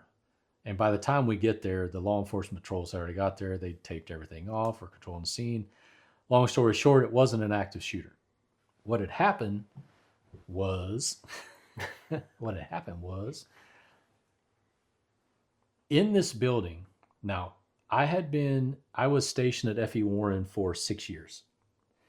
And I had started in the missile field as a flight chief. Then I moved to Stanoval, which was the quality control section. We did all the evals and certifications. And then I got moved over to TRF to be the superintendent of TRF in the building where this was going down. And then from there, I got moved in to be the operations superintendent of the squadron, which controlled all of those things. Okay. So that's kind of the progression of how I ended up where I was. And at this point, I had been in the group, the security forces group, for about 3.5, going on 4 years. Because this was, I think, September of 15. Because I had anyway, I think it 3 years or so I'd been in the group, but I had been in several different squadrons and worked my way towards the op sup of 790, which arguably some would say was the busiest of all the squadrons, but I literally was in every squadron in the group, but by the time I left there. So anyway, we get over to the building where TRF and CRF are housed, and to sum up the situation or the scenario really quickly, but then I'll get into a lot of details, was TRF had always done training inside that facility and outside that facility. They had their own shoot house across the street, all these different things. But if you've never been there, the shoot house wasn't really set up to do the training that they were doing in the building. Now, the building is an old aircraft hangar that has been modified for offices and all these things. It's got a vehicle bay, like 200-foot long vehicle bay that you could probably pull very large vehicles. We didn't have any semi-tractor trailers, but you could probably squeeze 2, 3, maybe 4 of those in the length of this building. Yeah, pretty big building. Half of the building was TRF and CRF. The other half of the building was a helicopter squadron, because TRF rode helicopters to the missile field when we had issues going on. And all these guys, I didn't work for me, but I was the operations superintendent for all these different things. And on this day in particular, they were down in that vehicle bay, this long bay, and they were doing what we called weapons drills. Now, mind you, the standard, well before I got there, or anybody that was in the group got there, well before any of us, probably when guns were started for training, it's a known standard that you don't have live ammunition. Yeah, I'm not a cop, and I might have guessed that. Yeah, you don't mix training and live ammo. Yeah, bad scenario. That's pretty common sense. There's some people who would say train like you fight, right? But that's not what we mean. So if you have that in your head, and you're like, okay, they're doing weapons up, weapons down, take a knee, drop a mag, put a new mag in, rapid reload training type scenario. What was going on? Yeah. So they would get 4, 5, 6 across, and they would walk down this bay. Somebody, an NCO, would say, all right, change mags, or yell a word or whatever, blow a whistle, who knows. Take a knee, drop a mag, rapid reload, pop back up, and continue moving. How fast but safely can you drop down, reload, get more ammo in, and keep moving? Was the drill they were doing. And before you do any of these things, anytime before you do any kind of weapons training, you are checking all your pockets, all your stuff, so that you know for sure. You check it, and then you come to me, and I check it before you get out there on the line and you're doing these things. Exactly. Yeah. These are commonly known things. This isn't something that just shit itself one day and said, oh, we should probably do that. We should probably do this. We've never done this before. Yeah. This is standard freaking practice, right? Yeah. I say that, and I'm going to ask you a question. With that conversation in mind, Do you need a sign that says no live ammunition if you know that you're getting ready to go do training where live ammunition is not supposed to be? Do you need that sign? I think you should have the sign, but do you need the sign? No, probably not. Right. So they do this thing, they're doing the training, and there's an airman who had an appointment that morning, and he wasn't in the initial checks. Comes back from his appointment, Okay, I see where this is going. grabs his gear, and just joins training. We missed a key piece there. That piece being there wasn't an airman, an NCO, or a senior NCO that checked that airman Checking him out. to make sure that he didn't have live ammo in any of his shit Or he didn't check his own shit. or that. Either or, yeah. None of those things happened. But you know, this is new. This is something new. We've never done this before, so let's just say it squeaked through. This person squeaked into the training line. So he's in the line, he's doing his training, up, down, up, down, up, down. And he takes a magazine out of his weapon and he pushes it in his ammo pouch, or not ammo pouch, but the pocket of his vest. Mm-hmm. And there just happens to be a live round in that pocket facing the way it needs to face To go right to in the go magazine. right into that magazine, so that the next time he pulls it out and puts it in a gun, it's there. What are the Now, chances? What are the chances? so even you- without the check. You did exactly the same thing I and multiple other people did. Pfft, no. What? That is not possible. That's not what happened. I'm Yeah. telling you right now, we ran that drill hundreds of times. And it sat numerous times. It got in that magazine numerous times. Really? Absolutely. I would not have, I don't want to say I don't know if that was impossible. I just didn't think it was likely. Now, keep in mind, so I'm kind of jumping ahead there and kind of giving that away. But anyway, he's doing up down drills. He puts magazine in. Pow! He shoots. Bet everybody. Sure. But remember, the other end of that building, the other end of that vehicle bay is the helicopter squadron. And there just happens to be a brand new butter bar lieutenant showing up for work that day. Mm-hmm. And he's coming out of a room to go to the bathroom. And where do you think that airman shoots? In that direction. Yeah. And that bullet goes right through the lieutenant's shoulder trap area. So actually shot him. 100%. Actually shot the lieutenant Wow. on his first or second day of work. Now, that happens. That generates the active shooter mindset response thing, the banging on the door. Yeah. And that's probably the right response Absolutely. until you figure out what the hell's going Absolutely. on. Yeah. And I'm not knocking the process of the situation, the scenario of how all this started. I think we did pretty good there, other than shooting the lieutenant. The lieutenant's fine to this day, as far as I know. He went to the dock. Other than shooting the lieutenant. It went straight in, straight out. Couldn't find the bullet. There was literally Air Force safety investigators trying to find all these things, right? Anyway, so all this happens. My people, the commander of the 790, shot a helicopter pilot because of lack of training standards. I'll own that.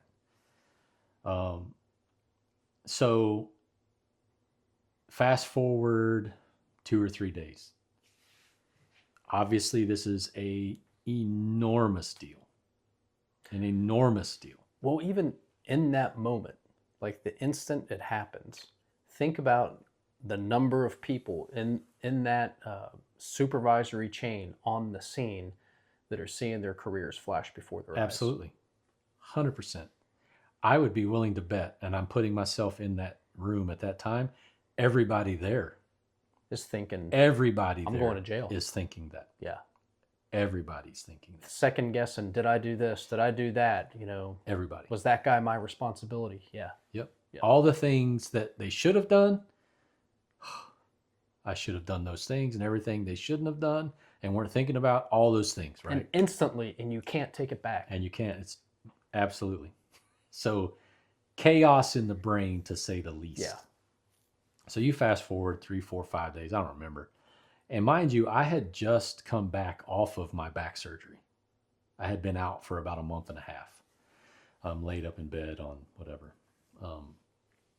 And so we have safety investigations opened up. I mean, you name it, if the Air Force has it to look at it, Yeah. it's at FE Warren. Oh, yeah. You name it, they're crawling in your butthole, they're crawling in your ear hole, your eye, they're in everything. They're going to throw your shit on a table and go through it with everything. And they're talking to everybody, this, that, and the other. Yeah. Right? I'm ready to talk to whoever because, you know, I'm not saying that I didn't have a play in it at all, because I did. And we'll get to that. But this progressed over a period of a month and a half. You know, these things are going on. And in this thing, you know, they're calling you to talk to you. They're talking to everybody. They're investigating. They're interviewing everybody. I get interviewed. And it was, if I remember right, it was a Guard Reserve Lieutenant Colonel IG guy that was like the lead. Yeah. And it got to me when he was investigating and interviewing me. And we were talking about stuff. And he's like, lesson plans this, training exercise evaluation outlines, all these things, right, that are supposed to be in place and were in place. Now, I can put the water over there. I can create this place for you to drink water. But if you don't go drink the water and I'm not there, whose fault is that? If you get dehydrated and pass out. Yeah, the water was available. available. My fault? Yeah. So keep that in mind as I tell this story. Yeah. So I'm talking to this interview IG guy, and he asked me for all these things. And I'm like, yeah, all those things exist. They're published. They're out there. As a matter of fact, we just redid them. We helped the support squadron, the training squadron, redo a bunch of their stuff, yada, yada, because they liked what we had. Yeah. And he's like, well, could you give me those things so I can take a look at them? I'm like, sure. Can I bring them to you tomorrow? He's like, absolutely. Because there was this impression that he was given that we were unorganized, that we weren't doing all the administrative things we were supposed to do.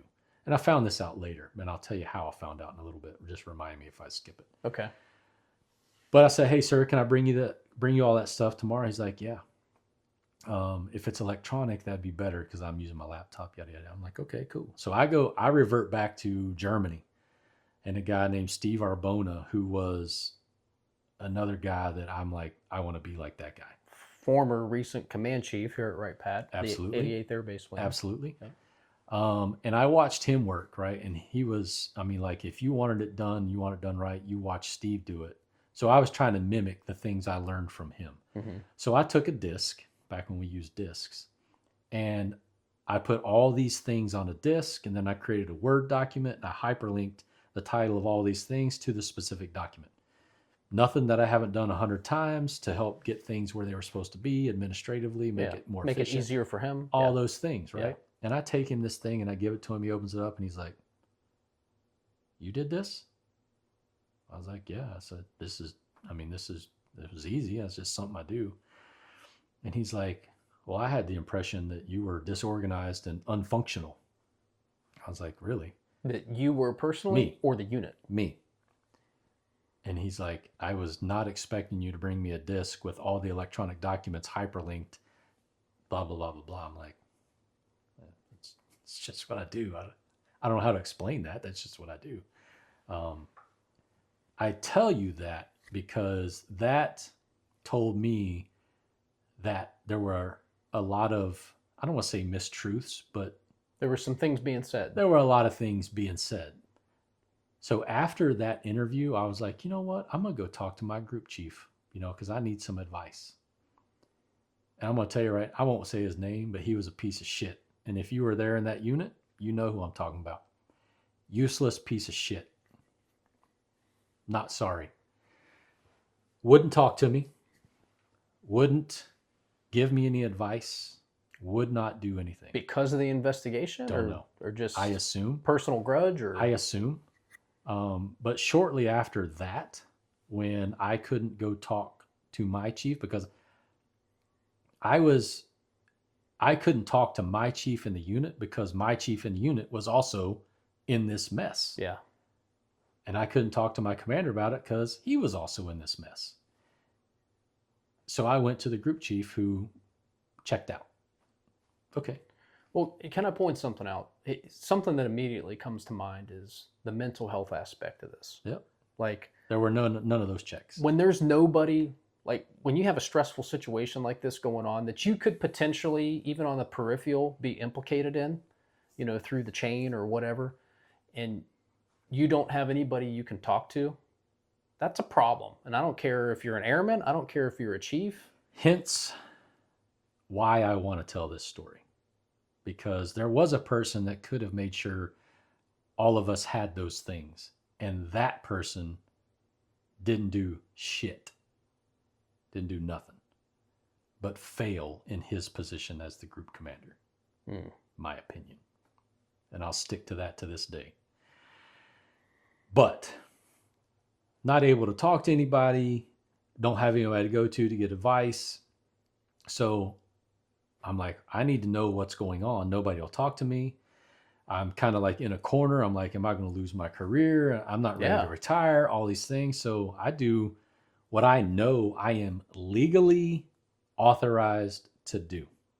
I got to do a FOIA request of the entire investigation. So but the investigation's still pending at this point? So at this point, yeah. Okay. It's still going on. That's why it took a couple months for me to get it. Okay. Because it had to wrap up, it had to be done, and all these things. But I had also gone to Wing IG and asked how I file an IG complaint against the MAGCOM commander. Because I felt, and many other people did too, because at the time that all this went down, we had a new MAGCOM commander, new 4-star. This would be Global Strike, right? Global Strike. Yeah.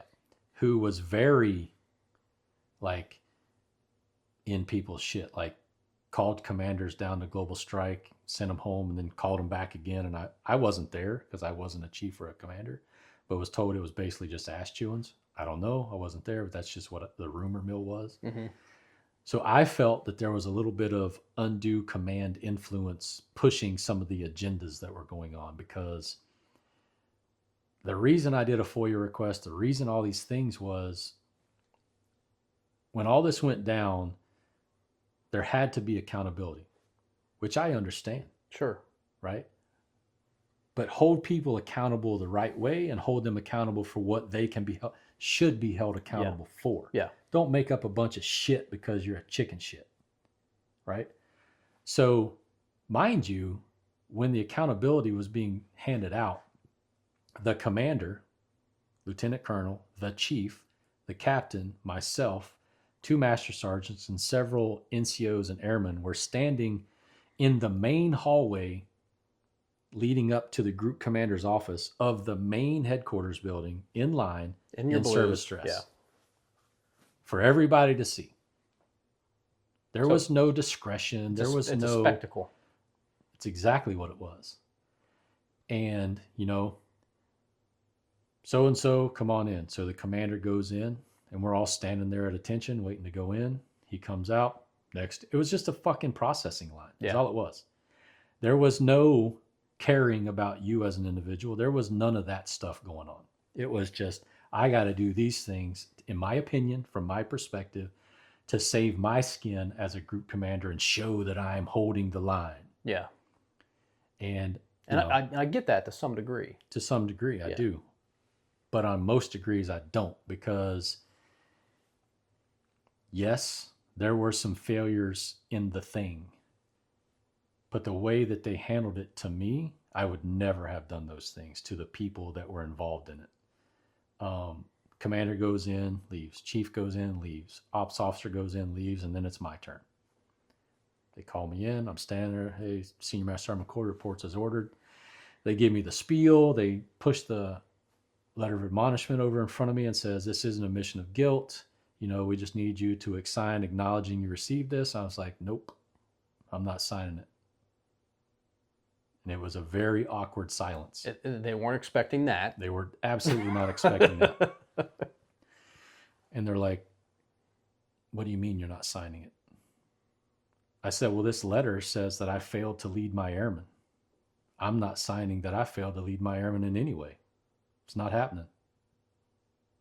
Kind of looks at the first sergeant, and they look back at that, and they look at me, and it's just awkward as fuck, man. So you're dismissed. I'm like, roger that. Do my about face, and I leave. I go up to my office. I'm sitting there.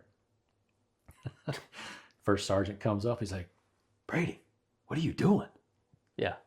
I'm like, what do you mean, what am I doing? I'm standing up for myself. So were you expecting for this conversation to happen? Were you anticipating this? I was anticipating something. Yeah. I don't know what I was. I knew something in the moment when I'm standing there in front of the 06's desk and I say, no, I'm not signing that.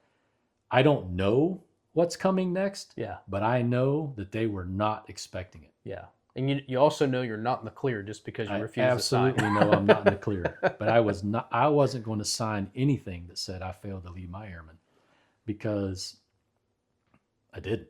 Well, do you see the contradiction there?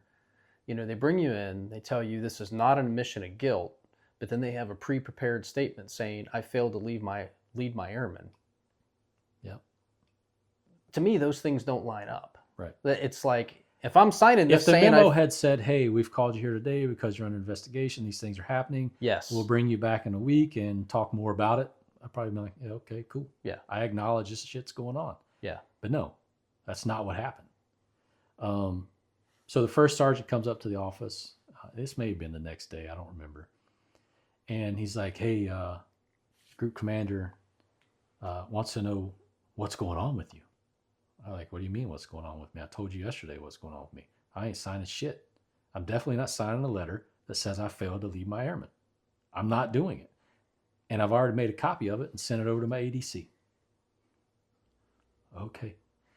Mind you, the first sergeant, great dude, great friend. And well, you have to, he's in a tough position. He's our unit first sergeant doing this. Okay. Our squadron's first sergeant is the one standing with the group commander, giving the commander, the chief, the OPSO, and the OPSUP, and everybody else their shit, which was ridiculous. You couldn't pick a different first sergeant. Yeah, like an impartial third-party first sergeant. Absolutely. Yeah. So that was part of my, like, what are you doing, man? Are you ignorant? I actually think he is, but anyway. So we talked for a few minutes, and he takes off again, goes downstairs, and a few hours later, the next day, I don't really recall, he comes back up and he has another letter. They reworded it. He's like, hey, talk to the group commander, and he wants to know if you'll sign. He wants to know if you'll sign this one. I said, take it, and I read it. I'm like, I'll be right back. Make a copy. Make a copy. I said, nope, I'm not signing that one either. That one was written more towards what the ops officer had gotten. I was like, because in my head, the ops officer and I are one team, one fight. We are the operations leadership. Yeah. Operations leadership. We are one and the same. Mm-hmm. The shooting under our watch purview, is the shooting under my watch is the shooting. Why are we getting different things? So I read it. I'm like, nope, not signing it either, but I will send it to my ADC. So do you remember off the top of your head how they reworded it? And I do have all the copies of the things. Yeah. I just couldn't find them today because I was trying to find them. And I told him, I was like, look, I don't know what they don't understand and why they're asking what I don't understand. I am not signing anything that said I failed to do my job or lead my airmen. No, not happening. I'm not doing it. So he takes that message down there and says whatever they say. They have the conversation, whatever. And I become even more of an outcast at this point. So let me jump in real quick. So I've been in a couple situations like this myself where I'm on the administrative team, and you know, when an airman or NCO doesn't want to sign It's just like, well, okay, just do a memo that says member refused to sign. If you were issuing a letter of whatever to me that was legit, or you felt fully confident in, would you rewrite it and make it different words that you gave somebody else? No. No. Obviously, it's shit product. Right. And you're just covering your ass. So let's cover that ass. Let's see how far we can go with this. Let's see how far we can go. Yeah. Which goes to the IG complaint thing. I had gone and asked to file the complaint against the MAGCOM commander, and they said, "Oh, well, you got to pay your own way to the Pentagon. You got to do this. You got to do that." I'm like, "You got to be kidding me." Yeah. Okay, I want to do one against the wing commander. You don't work for the wing commander. I can do that, right? Well, we can't do it. You'll have to go to a different IG at a different base. I'm like, okay, group commander. I'm filing an IG complaint against somebody. Yeah. Because this shit needs to be looked at. This is ridiculous. And there were 5 things that I did my complaint on. I can't find the letter, but it was undue command influence and some other stuff. I don't remember. But anyway, this all is playing out over time, and literally nobody but Julie is talking to me at this point. Yeah, that's a foul. And at this point, I have, right, wrong, or indifferent, I had started drinking more. And I forget, it's called Montana Honey. It's labeled moonshine, but it was a whiskey. And I would come home every day and I would drink Montana Honey.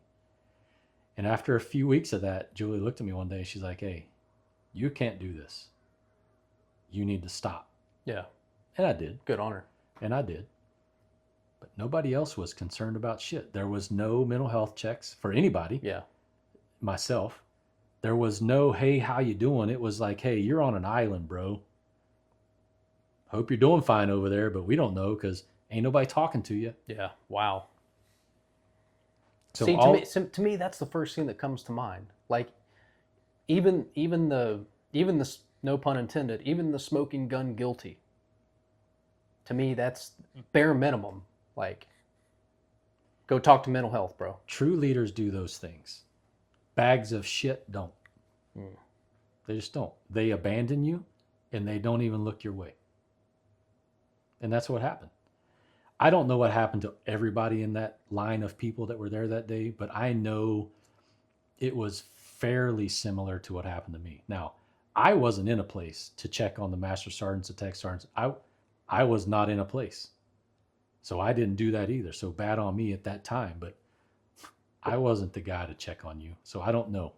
You know, I say this about the group, but I wasn't doing any of that thing either. Well, I wasn't in a place to do it. I mean, well, mentally, you're on a different planet as well. I mean, you're obviously dealing with your own shit too. This situation could have taken a entirely different route than it did once everything started playing out, because there wasn't any of that kind of stuff.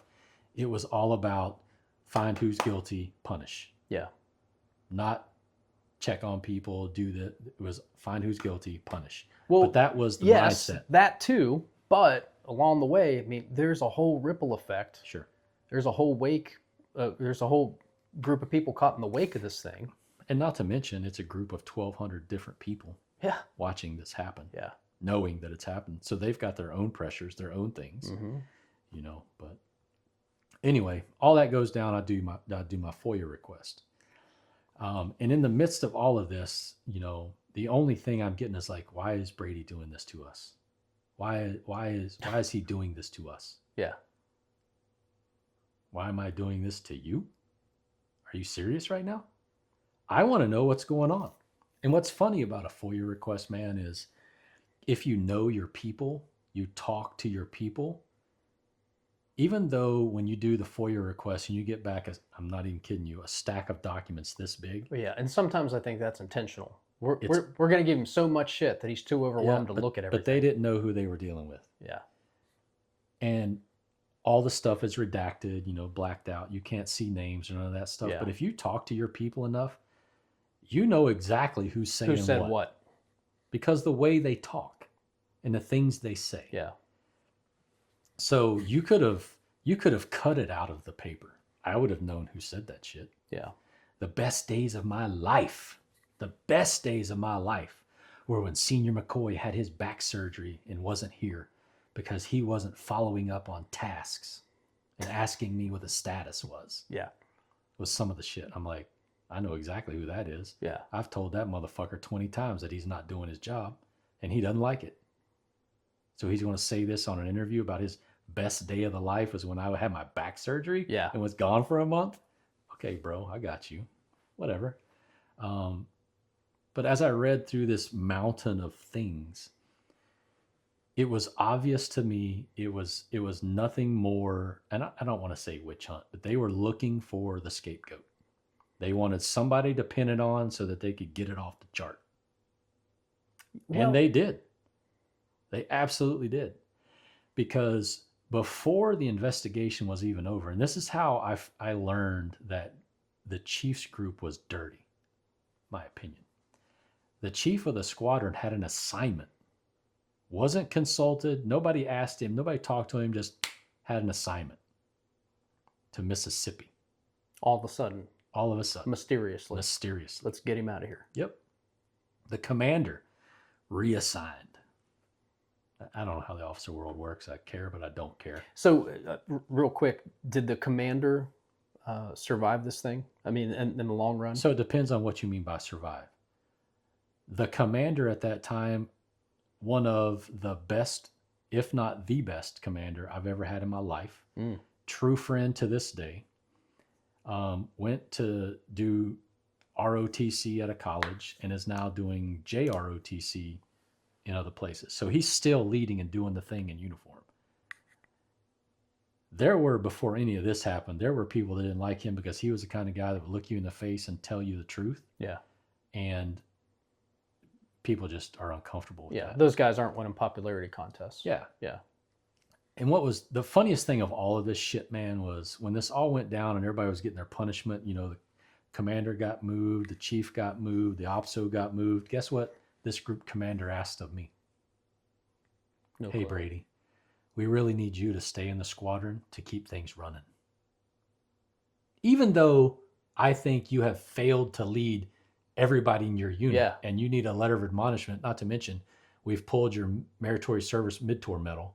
We've pulled your strat from the wing commander. We need you to stay there and lead the squadron. And be the continuity. And be the continuity. Yeah. Sure, I'll do that because that's what I do. So when they asked me to do that, I realized even more that they were clueless.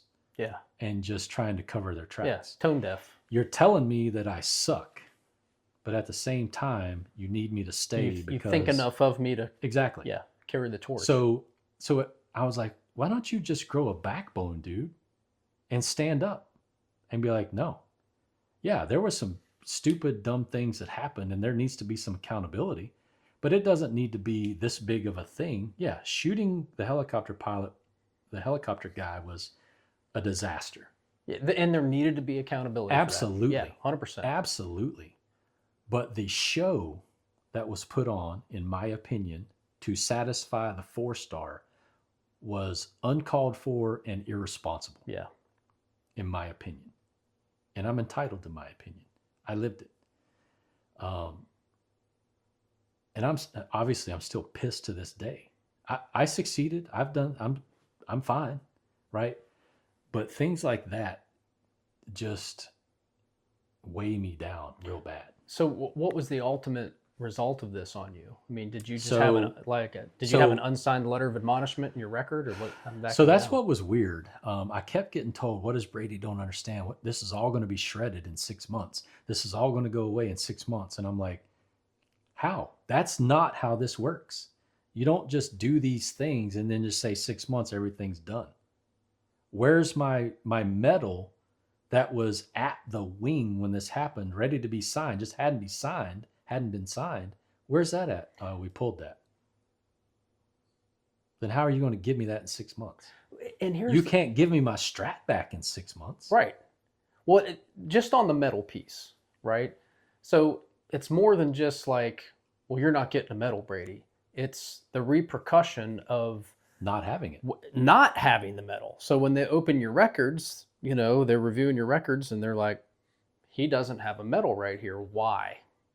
Oh, and he lost a strat. He went from number 2 last year, mind you, same wing commander. Yeah. Last year, this year, to no strat. My chief, the new chief that replaced the chief that got moved, told me I should retire. I would never promote.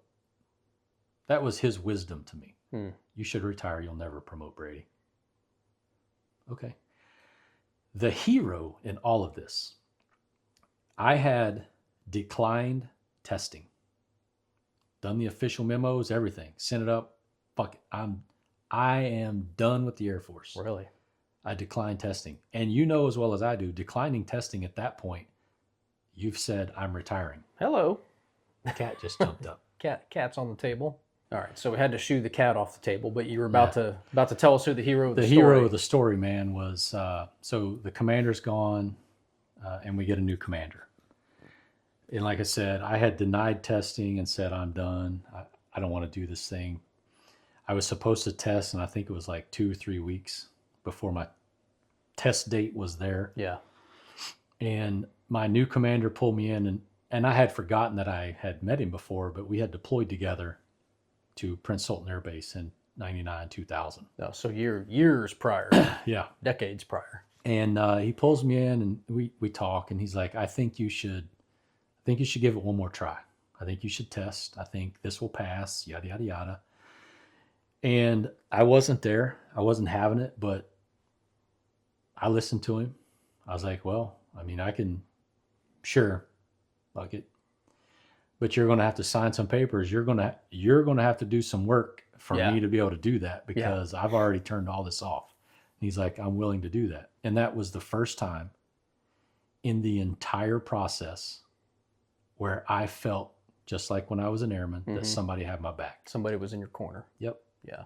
And that was enough, apparently, for me to say, okay, if this guy, who I haven't seen in 16 years, is telling me I should give it another shot, he sees something that I don't see. Yeah. And I respect that, and I'm going to do that. His name was Matt Pignataro, Lieutenant Colonel. And I don't know that I had ever thanked him or that he would ever want a thank you, but if he hadn't had that conversation with me that day, I would not have tested, and I would have been retired Years ago. And wouldn't be here today doing this. I don't know what I'd be doing. I'd probably still be in Wyoming doing nuclear stuff. Yeah. As a failed leader. But yeah, he's the hero of the entire story, because, to me anyway, because he saw something and wasn't afraid to do the work to get me back to that. So we did all the paperwork, did all the emails, and I was able to test on, I think it was less than 2 weeks, and I missed it by 1. But what I learned again, and this is for all y'all out there that, and I'm not saying that people have it wrong, but the year prior, With a strat. Let's say my board score was 350. The very next year, you know what my board score was without the mid-tour deck and without a strat? 350. What did that tell me about making chief? They are looking at your body of work. Yes. And I've told that piece to numerous senior NCOs and airmen. And, some of them understand, some of them don't.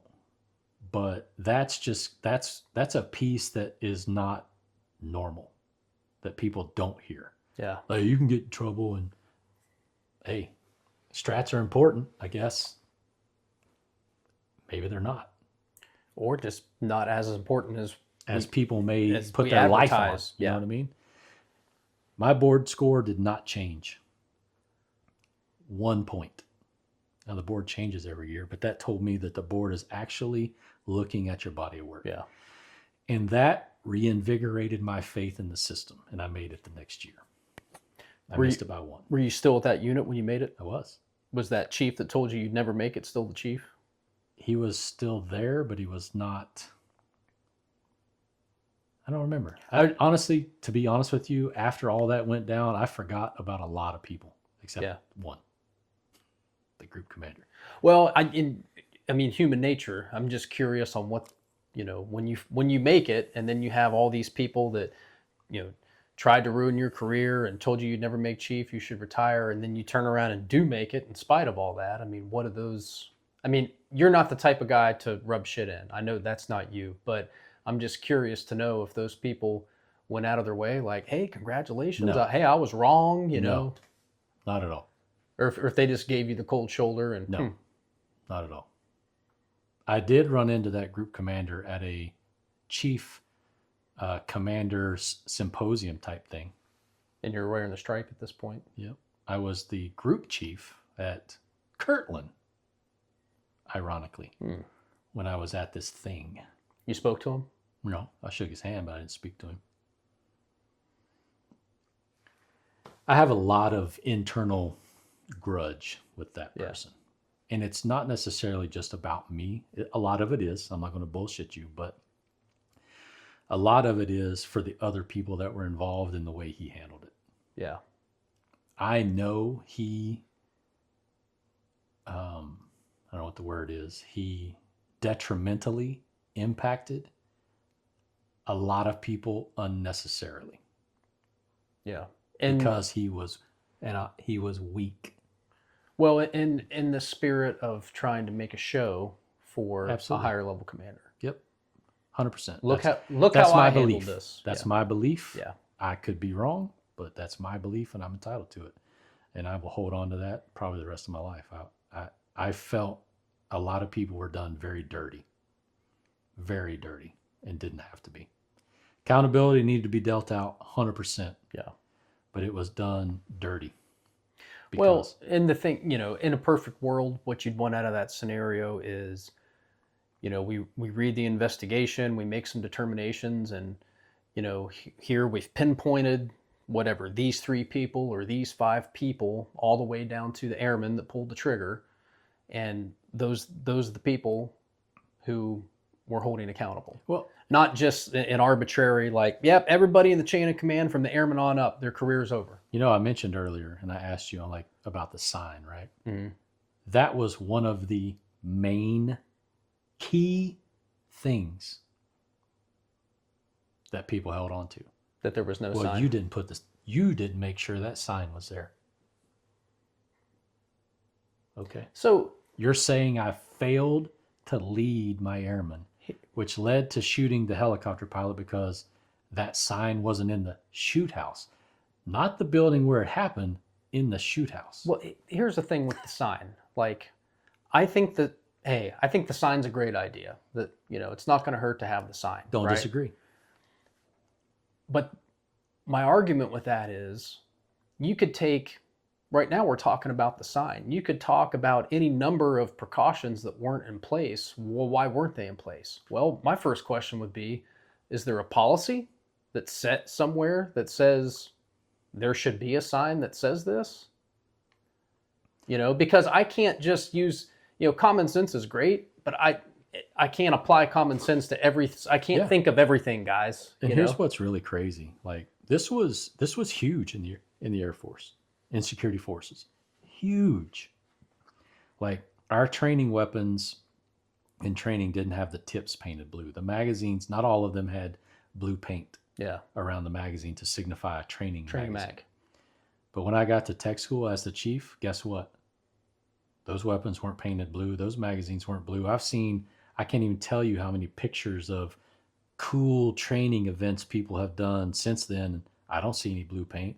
Where's the investigations?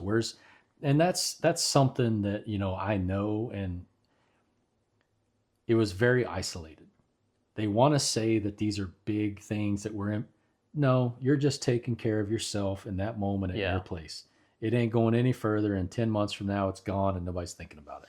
Do you remember ultimately, in the accountability scenario, do you remember, we talked about the people at the top, the commander moved on, the chief moved on, this and that, the ops officer, but on down that chain, down to the airman, do you remember what the closer you got to the actual pulling of the trigger, what happened to those folks? Oh, I'm sure. I'm pretty sure they all got Article 15s. And the kid that actually did the shooting, had other issues. And I'm pretty sure he was discharged, but I don't remember, to be honest with you. Um, yeah, I don't know. I was hoping you'd tell me he was a chief today. No, he's not. I mean, I guess he could be. I don't think Yeah. so. Pretty sure he was discharged. But yeah, the moral of that story is, hey, stick up for yourself. And as long as you have the receipts, you'll know. But what I also learned is leadership will bail on you at times, but stay the course. And read the fine print. Yeah. You know, if they put the letter in front of you, it might be awkward for everybody in the room while you stand there and read the 4 or 5 paragraphs, but read the words. Yeah. I mean, you obviously took the time to do that. That's hard. I know Airman McCoy, one Striper McCoy would have found it, would have been impossible. I would not have told Colonel Cabot, I'm not signing that. You know, and that's not what I'm saying to do. You know, I did it because, you know, I can't articulate why I did it in that moment, but it wasn't something that I had planned to do. It just happened in the moment. Well, you didn't know what the words on the paper were going to say until you got in there and read them. Like you said before, if it had said, hey, you're under investigation, okay, I might have signed it. Probably would have signed it. Yeah. But it said, you failed to lead your airmen. Well, I know I didn't do that. You failed to lead your airmen, and further instance of this will result in much more harsh administrative actions. Yeah. Ida, you know what? Get out of my face with that. I'm not signing it. So people love redemption stories.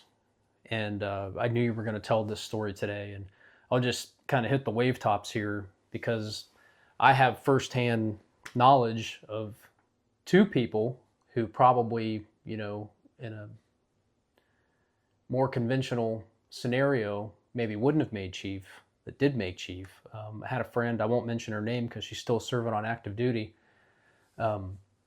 She was at her unit and she had a strat, she had a wing strat. I don't know if she was number 1, number 2, whatever. But she had got caught up in some office drama. And long story short, they did a whole investigation, and she got slapped with a hostile work environment type paperwork, and I think she maybe got an LOR, and they pulled her strat. And so she's like, well, that's it. You know, conventional advice is retire. You ain't gonna make chief. So she did. She went through the whole retirement rigmarole, had a retirement ceremony, like the whole thing.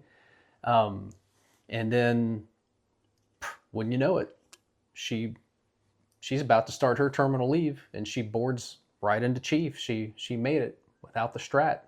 That's a good story. And she unretired, and she's out there getting it done now. And you know, if you talk to her about that today, I mean, you know, there's some lesson learned. Yeah.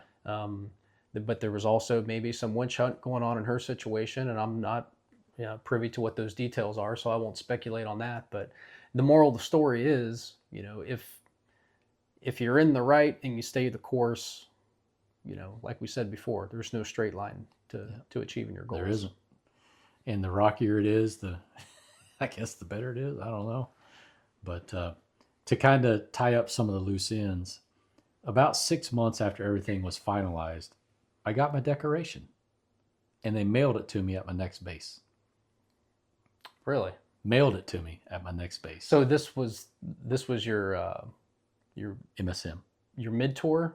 Yeah. That they didn't give you before. Or I didn't get a PCS. I got a mid tour, so they made it one big thing. Mailed it to me at Kirtland as a group chief. I'm like, cool, appreciate you. And I don't know that I necessarily wanted it presented. I didn't really care about that. The other part was the IG complaint that I had filed against the group commander. Yeah. It all got finalized, you know, and the 5 things about undue command influence and some other things I forget, but I got called up to the wing commander's office so that he could give me the results of the IG complaint. And he calls me in, I sit down, and like ADC or the lead, I forget who she was, but was like sitting right behind me. Like, I'm like, am I getting ready to get like choked out or something? Yeah, she's gonna come up and get you from behind. Yeah, and the wing commander reads through all the allegations that I put in my little memo, and unfounded for number 1, unfounded for number 2, number 3, number 4, all of them unfounded. But what we did find out in all of those 5 things about command, leadership, and influence and all that stuff was the security forces group did not know how to route a medal to the wing. That's why my medal was delayed. Oh, okay. Because I uncovered the problem with the security forces group routing decorations to the wing. That's all that came of my IG complaint. Really? was a routing discovery. Wow. And how they couldn't do it properly. That's why my medal was delayed. And so the group commander read you the results? Wing commander. Oh, the wing commander. Wing commander. Oh, okay. I was going to say, that's kind of jacked up. That the wing commander did. Okay. Yeah, just little funny things, that happen. Anyway, so out of those 2 stories, hey, do the work, lead better, stay the course. Know that there are people in your corner when you think there aren't. You just may not know it at the time. And at the end of the day, if you work hard, you do what you're supposed to do, and you have a good work ethic, and you are a good person, you can be successful.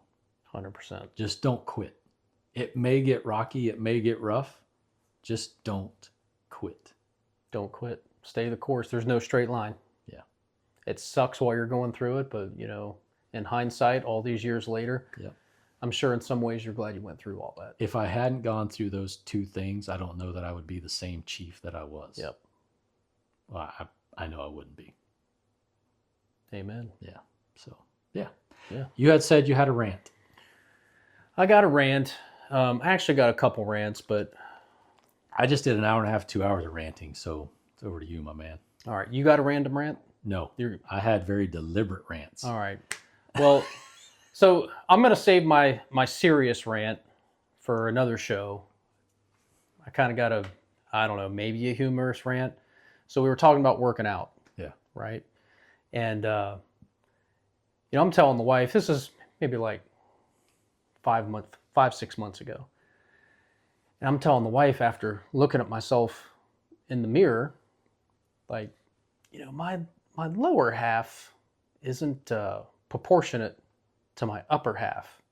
Like, and it looks just doesn't look right. I don't look right.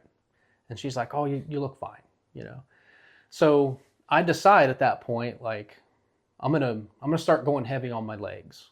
Like I've never been a big leg guy. I've always done like, oh yeah, let me throw in a quick leg exercise here at the end of this workout to say I did it. But I've never really been a big leg guy. So I decided I'm gonna be a leg guy. So I've done leg workouts before, and when you don't do a leg workout in a long time, especially at our age, I mean it's a bad deal. Yeah. For several days. Yeah. Right? I'm sure. So I knew that was going to happen. So I do a little research. Here's what I'm trying to achieve. Here are my goals. Here's my metabolism. Here's how old I am. What's a good workout for what I'm trying to do here. So I get the workout, do the workout. The day after the leg workout, it's okay. It's not bad. Like the day of, like doesn't hurt, but maybe you're just a little shaky. You're a little trembly going up the stairs or whatever. Next day, you expect to feel pretty bad, but it's not too bad. Man, it always hits you like on day 2, day 3. Okay. So anyway, I went through that. The first leg workout, and I knew I was going to. But I get into this leg routine, and the next week, the fallout wasn't quite as bad. It was a little better, right? And the next week was a little better. I'm like, okay, I'm kind of getting in a flow here with my leg workout.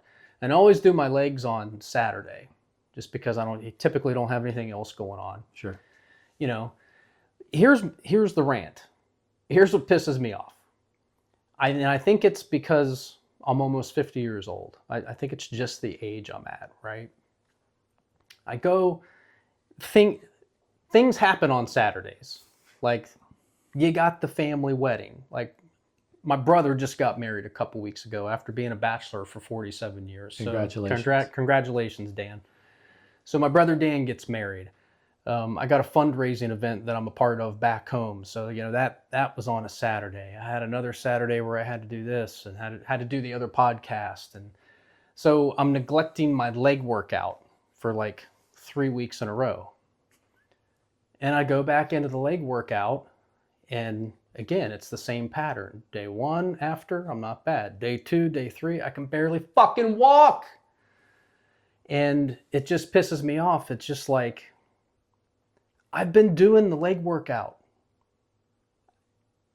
I've been putting the work in. I've been doing, forming the habit. Like, I've only missed a couple weeks. It shouldn't be this bad.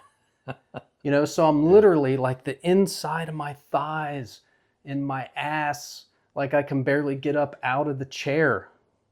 I'm walking down the aisle at work and I'm like doing the penguin walk. I've just sat in my chair for 45 minutes. Now it's time to get up and go take a piss or check my phone or whatever. And I'm like, walking in, and people are like, "Are you all right? Did you hurt your back?" Like, and so I guess my rant is, I don't know who it's against. I don't know. Maybe it's just against Father Time. I'm staying the course. I'm sticking with the leg workout. It's still on Saturdays. I haven't done it today yet. It's on my to-do list. I'm sorry I had you drink a beer. That's all right. I mean, All right. who hasn't done squats a little bit buzzed, But anyway, I guess that's my rant. Like, when you've pretty much stayed the course and you're pretty much living the disciplined leg life, why in the hell, like if I just miss a week or two here or there, why does it gotta hurt so damn bad when I go back to it? Because you're old. Because I'm old. I think that's it. Yeah. Anyway. We'll all get there someday. Rant over. You can only hope. Yeah. Yeah, I know what you mean. But it's not from lifting weights. It's like doing yard work. If you bend over a squat 100,000 times, pulling the English ivy roots out or digging rows of Sharon root balls out, you're like, why am I so sore? It has to be because we're older, but it has to be. So that's a great point. So I drink beer and last whiskey. night, not to drag it out, we decided last night. Now, we've already mentioned Woody's workout habits, right? Yeah. I work out regularly. Last night we decided we're going to get our patio furniture out of the garage. We're going to put our patio, and Brady, this is wicker furniture. You can lift it up and sling it around. Like, it's not heavy. Whew.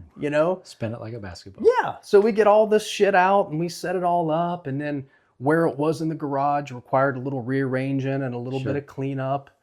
And we probably started that around 5 o'clock, and we got done around 9 and came in, sat down for an hour to unwind. And then when I got up to go to bed around 10 o'clock, it was like leg day. It was like day 2 after leg day. I could barely walk. I'm like, what? All I did was lift some wicker furniture. The wicker workout. Yeah. The wicker workout. I don't get it, man. Getting old sucks. It does. Anywho. Well, I think I had a good time. I got a lot off my chest. I'm not letting anything go, but I got a lot off my chest. I've wanted to tell those 2 stories for a long time. But I know we talked before this, bunker bullshit has been something that has literally been around in our minds. You participated in it at the Air Force Academy, I know. Yeah. But I'm glad we're doing it. And there's a lot of things coming for bunker bullshit, whether it's YouTube shorts, whether it's reels, whether it's whatever it is. So I just appreciate the time that you spend coming down and providing a counter to my things and the stuff we talk about. So I just appreciate it, man. I appreciate you. Yeah, man, I appreciate you. I don't know if I'd be talking about some of this stuff if I didn't have you pushing me. And, as far as today's stories, I think, it's a great message. Number one, nobody's perfect, right? We all make mistakes. We're all human beings. And number two, if you just stay resilient, you can overcome those things. All these things just create growth. Failure is a learning opportunity and it helps you grow. And you were a product of 20 plus years of mistakes and failures and growth. So you've all seen the bunker bullshit. Well, if you're watching this, and listening to it, you've seen the closing line. It's all about doing the work and leading better. If you don't do the work and you don't pay attention, you don't do those things, you're not going to grow as a leader. And I think Woody and I both truly believe that if you put that work in, you'll be a better leader for the whatever it is that you're doing, whether it's on active duty, whether it's a CEO of a business, whether you're just supervising, whatever it is. If you put the work in, you'll be a better leader. Oh, So, episode 1 of Bunker Bullshit in the books. you want to say it? You want me to say it? You say it. Bunker BS out. Out.